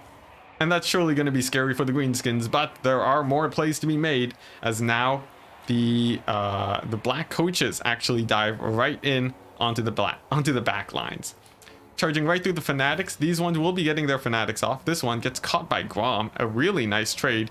These Fanatics, they might come back, and they do still have their Fanatics. So potential value there. As for this Black Coach, it does take a pretty nasty hit, but as long as it lives, it's not the worst case scenario for the counts. Ghoul King, Breath Attack on Grom, lands, but not the most amount of damage. However, the Ghoul King, he will want to dive in. It looks like he's thinking about it and decides better of it, instead landing on the Savage Orc Big Guns. Now, many of the Greenskin infantry units are now occupied, which means that it's going to come down to whether or not these archers can get shut down. These guys are the big playmakers here for the Greenskins, and there we go. The first volley drops, and wow, look at that. Couple hundred points of damage in a single archer volley. If these archers don't get shut down, it's going to be a very bad time for more, I would say. And we're already seeing the balance of power slipping back into the favor of the Greenskins, especially with Grom just putting in a beating onto that Black Coach. But will the Strigoi Ghoul King punish Grom for diving in? It looks like no. Grom, using his mobility, dodges an attack from the Strigoi Ghoul King. And these archers are still online and operational. Vindictive Glare hits, not too much damage, but I think these archers are going to be getting in a lot of value unless they're shut down very soon. The front line too collapses because of the Black Orcs. And despite the Black Coaches doing fairly well against the Greenskin front line, they're just not doing nearly as effectively against the forces of I was gonna say something. Yeah, against the archers. The Black Coaches just haven't really been able to dive in on them because Grom has so aggressively chased them off. And with the archer shooting the Strigoi Ghoul King, it can't punish Grom. But now we finally hit that point where we are now seeing these archers are getting compromised. Strigoi Ghoul King going in for a breath attack, but Grom jukes diving straight under the Ghoul King. But will it be enough? The archers are compromised now. The black coaches have received healing and they have stabilized in this situation. Breath attack potentially dropping. No, it looks like Grom does manage to get out of range, and instead the Ghoul King lands, connects finally on top of Grom, and gets in a nasty amount of damage on top of him. Meanwhile, though, the infantry for the vampire counts is going down. This puts the vampire counts on a timer, but maybe it doesn't matter because the Ghoul King finally connecting with Grom. He's been chasing him all game, and just a couple of hits and Grom is already down to about 1/3 HP. Having to sacrifice the skirmishers to get him out of there. And the Ghoul King is still on the hunt. Meanwhile, the black coaches, now unhindered by Grom and his insane AP damage, have managed to do quite well against the infantry of the greenskins. But is it good enough? We'll have to see. There are a lot of greenskin units still online and operational, and without infantry support, the black coaches are gonna slowly go down. Even seeing right here, this black coach getting very low on HP. We'll have to disengage and probably look for some heals. Grom 2 coming in for a charge onto the black coach. Will he be able to take it out? We'll keep a close eye. He gets it quite low, but a potential sniping attempt on Grom does open up. The black coach, though, looks like it did not receive a heal, actually, and it may crumble away. But at 300 HP, it looks good. A spell coming down on Grom, too, and a huge loss would be losing Grom here. Black coach does go down. That is actually pretty crazy for the greenskins. And if Grom manages to stay alive, I think the greenskins have a decent chance here.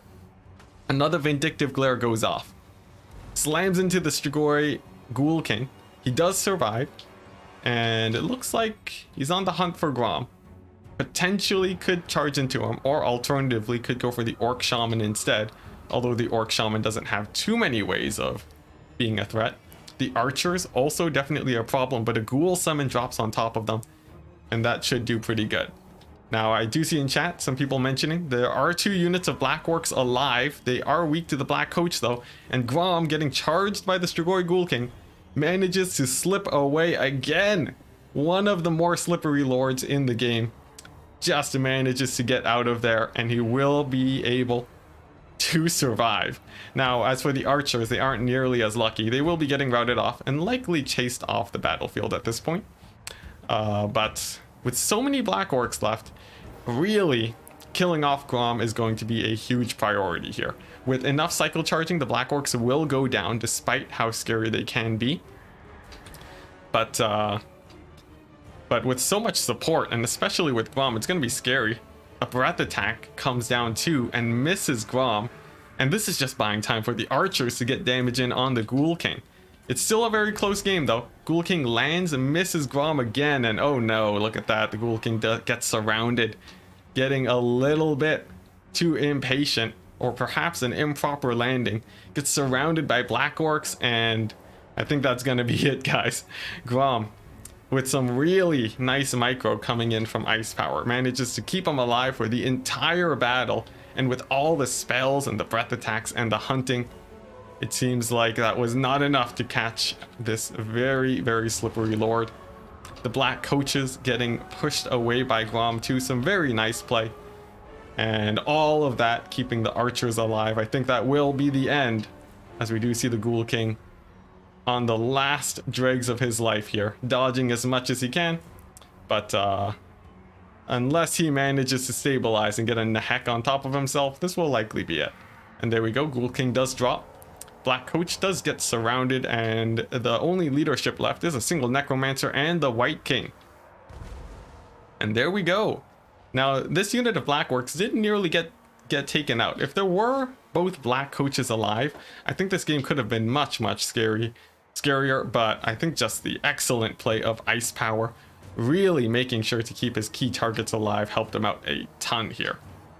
And there we go, the Black Coach does disintegrate. Army losses kicks in, presumably. There we go. And that's going to be it for the vampire counts. Ice Power taking the first win of the finals today, making a strong play, looking like he will be setting himself up to win this tournament again. Somebody stop this madman. He's taken so many of my prizes and won so many games. Look at that. Ghoul King getting in 2,000 value, and Grom, surprisingly enough, not getting that much value. Grom acting as the distraction for the entire game, and I think I know what was getting value. There you go. The archers. Essentially, Grom was distracting, juking and dodging for the entire game and allowing these guys to pay for themselves immensely. They shot at the Ghoul King, they shot at the black coaches, and man oh man did they pay for themselves. 1 kill on this archer unit and 900 damage value. Insane. The Black Orcs doing decently. About what you would expect for Black Orcs. Pretty good. Big guns too. Fanatics actually not paying for themselves. Despite the memes, the Fanatics, they can get shut down if you scab-scrap them properly. And same with the Skirmishers. No, the Skirmishers did pretty well too. So all in all, some pretty strong plays. And now we'll get to see Ice Power picking, counter picking. Remember when this guy was always raging about greenskins? I think he still does. I think he plays greenskins to prove a point, if I had to guess, but I don't want to be too presumptuous here. Let's see. Plot twist. Ice Power is just Enticity in disguise, so he can keep all his prize money for himself.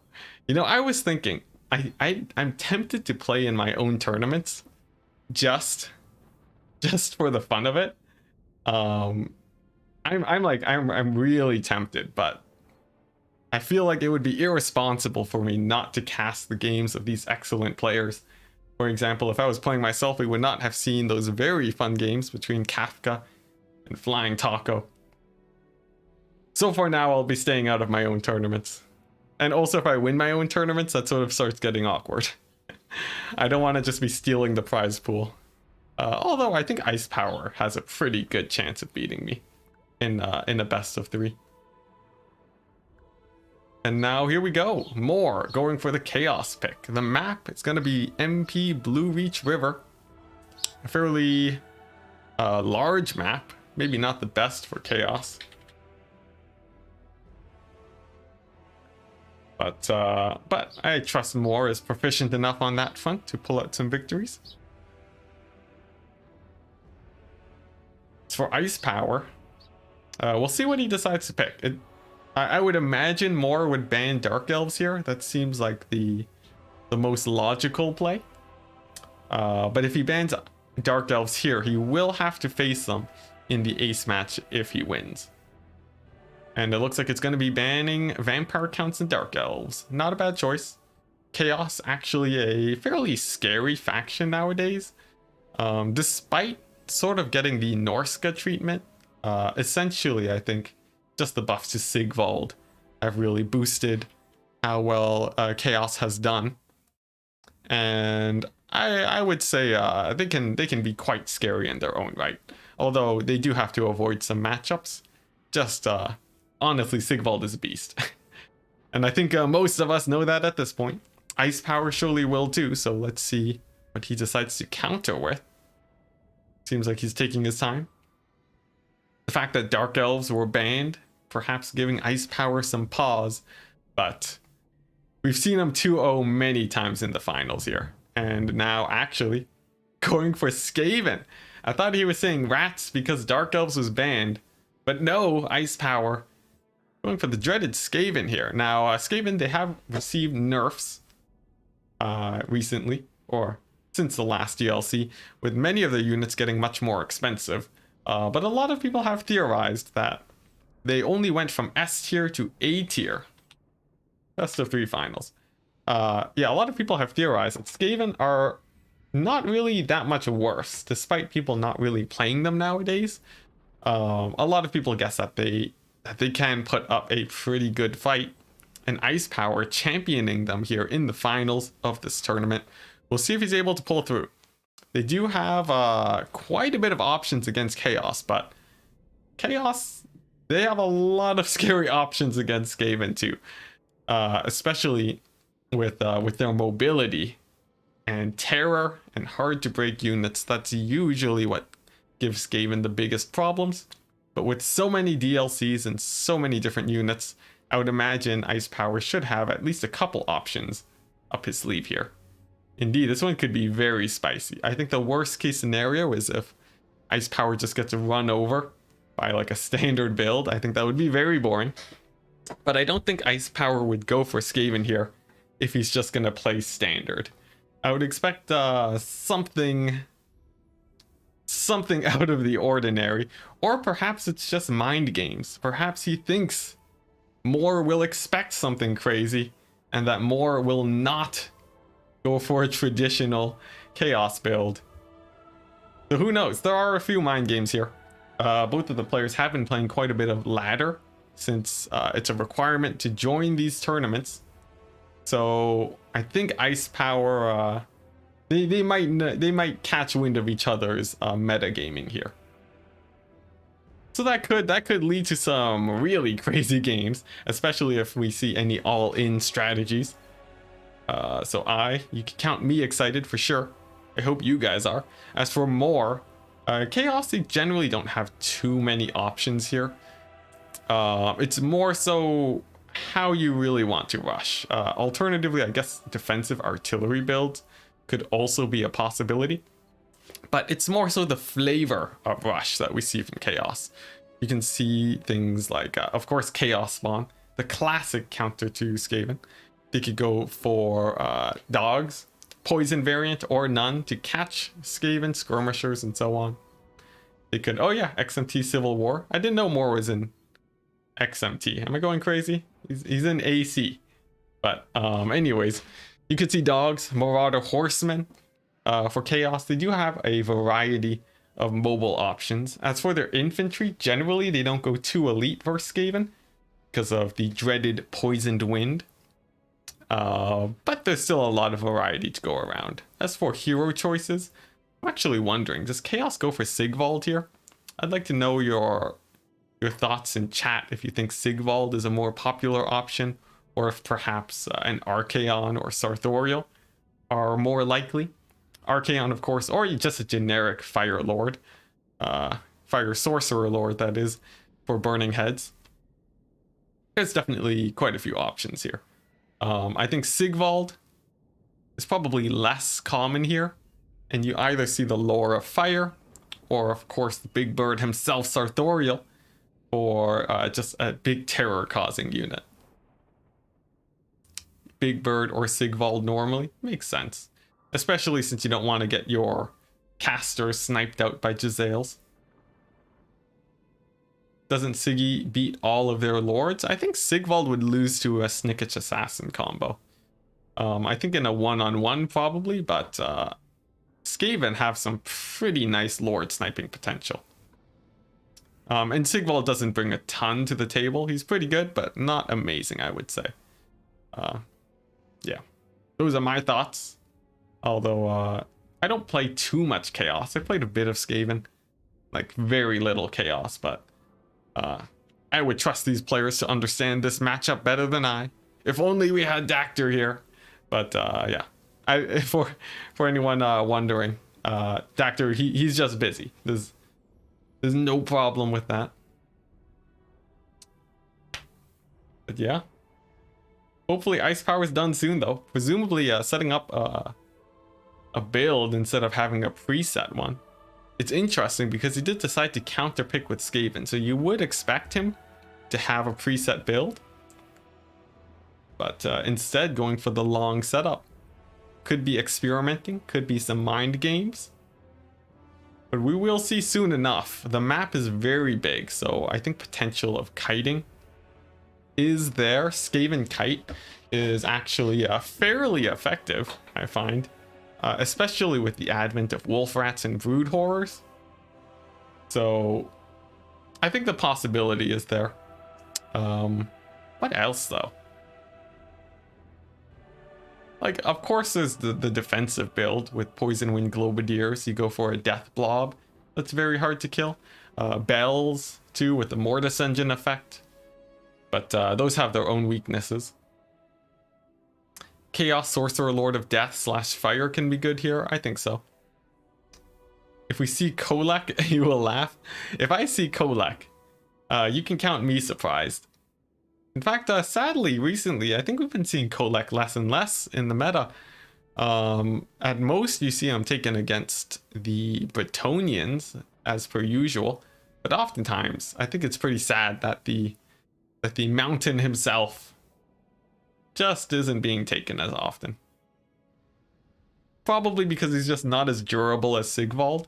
Earlier, you would see Kolek as the main melee lord for Chaos, but Sigvald has long since taken that position, proving to be tankier than Kolek and dealing a similar amount of damage, just not being as quick. And even so, being quite quick himself can catch many mounted lords if they get slowed down.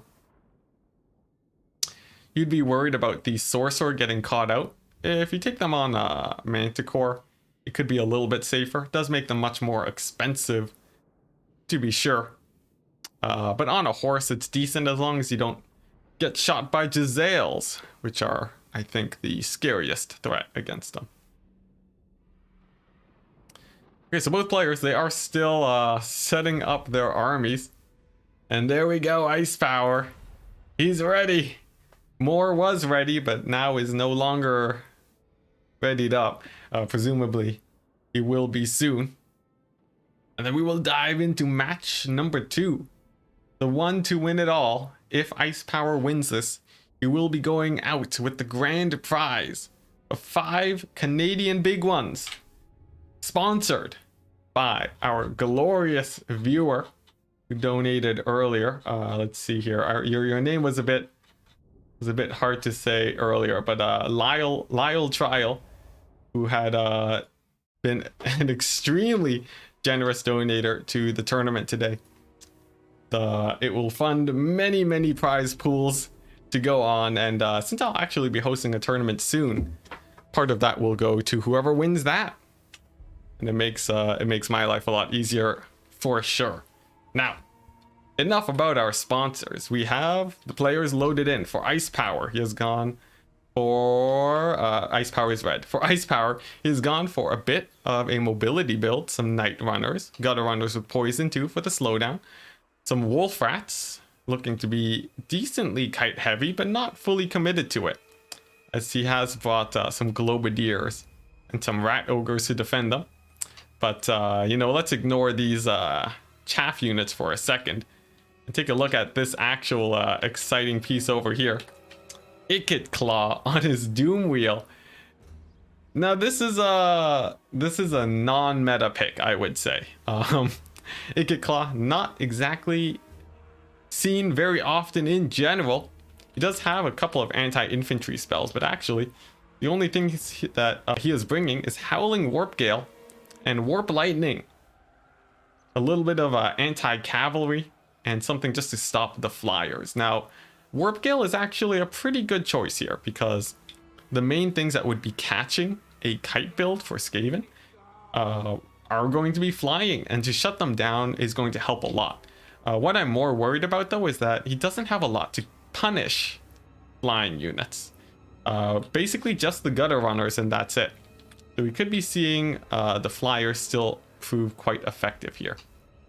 As for AC Moore, he has only 2 Manticores and Sartorial. He's gone full bird build and has taken no infantry otherwise.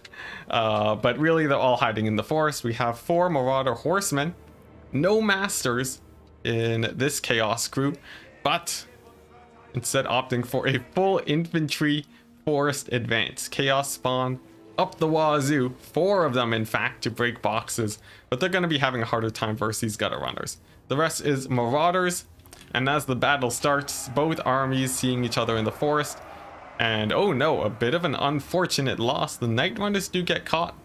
The Wolf Rats can't really engage here because the Horsemen can countercharge and get insane damage, and they do. The Wolf Rats having to disengage, but not before taking quite a beating. And Ikiclaw coming on in to try and salvage the situation. A bit of an unfortunate vanguard, but definitely not game losing here. And Warp Lightning does drop, misses the Horsemen, very unfortunate. And Ikiclaw does engage onto the Horsemen. Not bad. Ooh, and a big AoE does drop, and it catches the horsemen insane damage. They all terror out, and the wolf rats begin munching down on them. Now this is pretty bad. The manticores get stuck too. They can't move forwards, and that is absolutely huge. Probably one of the biggest plays in this entire match. I can't imagine a bigger event going down, but if these Marauder horsemen do rally, that would be very, very good for more to salvage the situation. As for the Chaos Spawn, they're advancing through the forest. They're going to be trying to engage onto these gutter runners, but they may get kited for quite a while. The Double Manticore will be quite threatening versus Icket Claw, and he will disengage before he takes too much damage there. The Wolf Rats, though, really nice pull away to get them onto the horsemen. They will be chasing off most of those forces, but one rallies. And for Sartorial, he's going to be proving to be a very scary threat here. Icket Claw does decent damage to Sartorial, but I don't think he'll be able to easily catch them. And Sartorial's just sort of running amok. Although he does run into some Rat Ogres, and wow, it takes a good amount of damage in melee.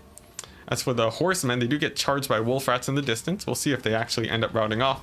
And some Searing Dooms do drop, but they get dodged quite easily by the very mobile Gutter Runners.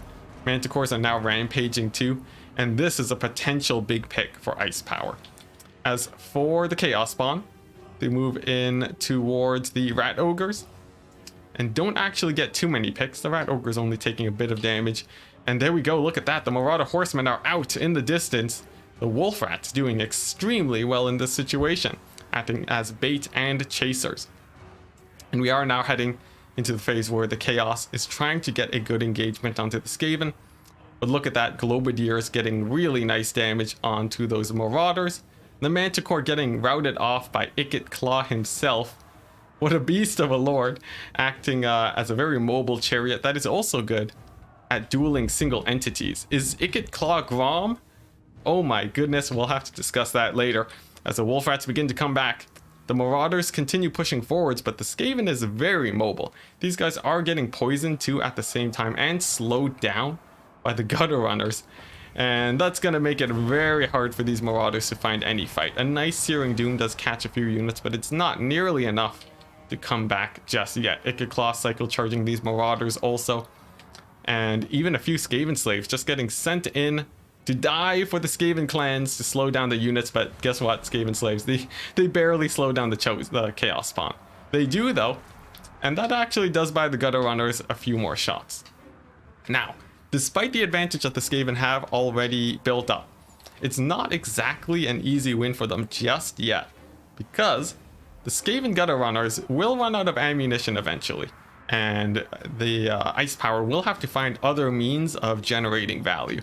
And I think he has mostly figured that out, as the Wolf Rats do munch on some Chaos Marauders. They'll be routing off very soon. And as for the Chaos Spawn, they are slowly getting whittled down by Icket Claw, but actually surviving surprisingly well.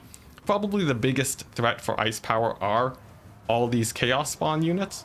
And without a lot of ranged options yet, as in he doesn't have any Skaven Slave Slingers, it's mostly going to come down to Icket Claw.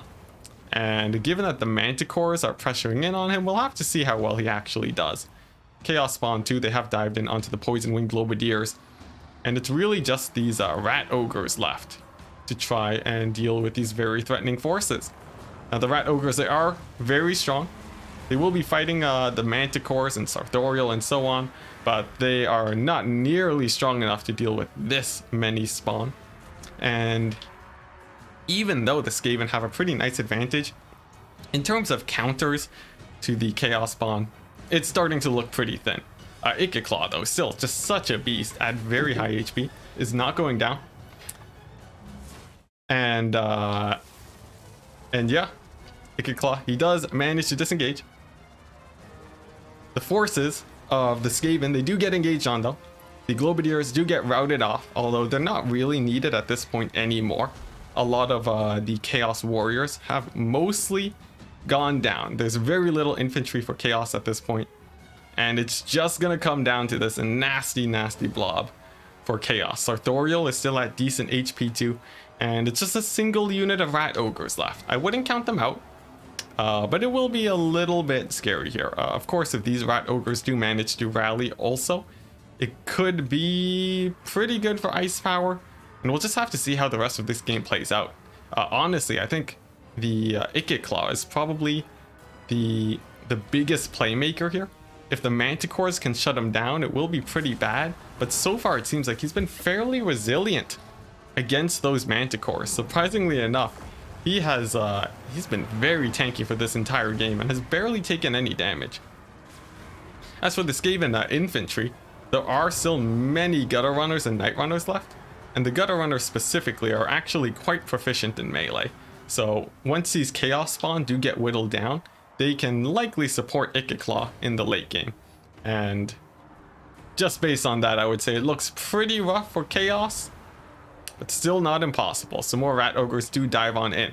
Now, there are aspiring champions in the mix. They provide leadership to the rest of these forces, and they also count as they sort of act as monstrous units in their own way, doing fairly nice damage. You see they do help rout off these Rat Ogres, and the Skaven forces are routing off pretty consistently here. Some more aspiring champions in the back, just finishing off some clan rats. And I've seen some people actually say that aspiring champions do fairly well against Skaven, especially because they are shielded too. So we'll see how well their damage stacks up in the late game. Over here in the forest, the Manticore fights off some Rat Ogres and actually does fairly well in this engagement. And with a charge in the back, I think these Rat Ogres are going to rout off for possibly the last time in this game. If they do shatter, that will be it for them. And I don't think I would count the Chaos out yet. They have just a ton of threatening forces. And Ikit Claw, you know, if there's a single Manticore left, I think Ikit Claw could run into quite a bit of problems. And as of right now, there are actually 2 Manticores left. Surprisingly enough, one barely clinging on to life. Although it looks like it might rout off to some Globadiers possibly. As for the Rat Ogres, they're having a bit of a hard time. Very close to routing, but they do manage to stay together, and now it's going to come down to the infantry fight. Chaos Spawn against Gutter Runners. If you look at the stats, these are just Night Runners. They will die fairly quickly without getting in too much damage. I also missed out on these Death Runners, but it looks like they will more or less get finished off here. And it'll come down to the Terror from Sartorial, although it looks like Sartorial a little bit out of position, won't be able to provide terror yet. But it doesn't matter, the Night Runners, they do get routed off. And it's Ikit Claw, some Rat Ogres against Sartorial, and some Chaos Spawn with a really beat up Manticore. Definitely a very pitched battle here. And honestly, I'm not sure. We see Ikit Claw so little. We don't really know how strong he is. His melee stats aren't amazing, but he does have a fairly high charge bonus, I believe. Does at 50. And there we go. Warp Lightning on the Chaos Spawn is very strong too, but Chaos Spawn are not going to rout. Despite getting a surround here, the odds of his forces getting terror routed are still very high. And his AoE too, actually doing more damage to himself than to the enemy. Doing quite a bit of damage to the Gutter Runners, but maybe it doesn't matter. As the Chaos Spawn, they are surrounded, they are taking a ton of damage. And there we go. There's only 2 Chaos Spawn left. The Manticore does land again to try and kill Ikit, but I think Ice Power's single entity micro has been amazing this game. His chariots have managed to stay alive for a very long time, but there we go. We do see the first terror rout drop. The Chaos Spawn, they do still live. There are actually 4 of them, I think.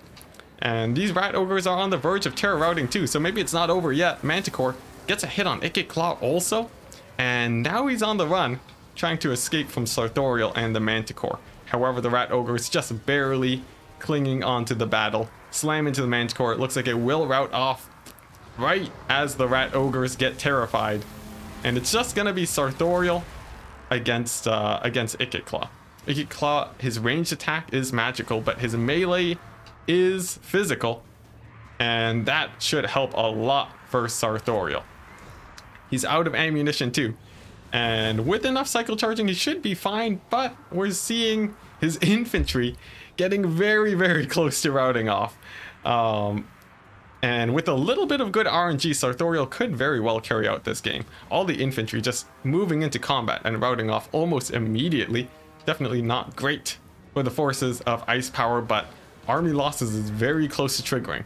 Now, that doesn't really matter much as it's just a single unit of aspiring champions here to support. And honestly, with such a lead with Ikit Claw at high HP, I think Ice Power is definitely more likely to win in this situation. Sartorial, though, still getting in as many charges as he can. And when it comes to single entities, the odds of having a comeback are always possible. Just with a bit of luck, there's a chance that Ikit Claw will just refuse to land hits against Sartorial, and that could end the game right then and there.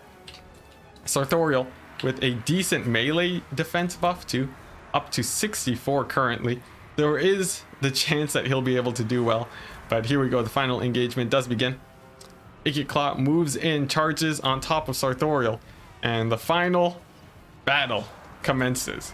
High RNG, but Ikit Claw with a nice charge bonus does land the first hit onto Sartorial. He's at 55 HP, enough for the infantry to take him down at this point. And there we go, it looks like a Rat Ogre attack manages to take him out. And that's gonna be it, guys. Ice Power taking the second win in the finals, meaning that he does finish the tournament. That's gonna be it. Ice Power has done it again. He's won the ladder's finest number 7. And that's gonna be it. Oh my goodness, it's been a long tournament day. But definitely GG. An incredible game. I really liked his build. And surprisingly enough, Ikit Claw. You know, I would have thought it was just a meme, but it seemed fairly well thought out. He was prepared for Manticores and he dodged effectively. I think this build might even be worth borrowing. Look at that, 2,300 gold value. Absolutely insane. As for Sartorial, he did well too. The Chaos Spawn did good, but I think the infantry really just got run over by the Skaven forces. And let's not forget, the Marauder Horseman play at the beginning. Getting caught out by Ikit Claw's AoE just devastated them. It cleared out 2,000 gold worth of value in an instant. And I think, if anything, that has to be the most exciting part of today. So that's going to be it. The last game of today. So closing statements. Thank you very much for Ice Power and all the tournament players for coming in to play the tournament today. Ice Power, I will send your tournament prize in just a second. And for all the viewers that came in, it's very fun, and I hope you have a wonderful day. Lyle Trial, you madman. Thank you so much, man. That is insane. I think I'm very sure now that I'm pretty sure you are the biggest contributor to my stream ever. Thank you so much, man. And yeah, he says, thank you so much for streaming Enticity. This game is so fun to watch. It's so much better than soccer. The hot takes. Oh my goodness. Just a swift kick to the gut of soccer. And yeah, we'll be closing it out now. What would you change for WDG retrospect? I have no idea what that is. GG, missed most of it. Well, the VOD will be up in just a second with timestamps as soon as I set that up. So I'll let the stream catch up and then we will end it off. Should take a quick second.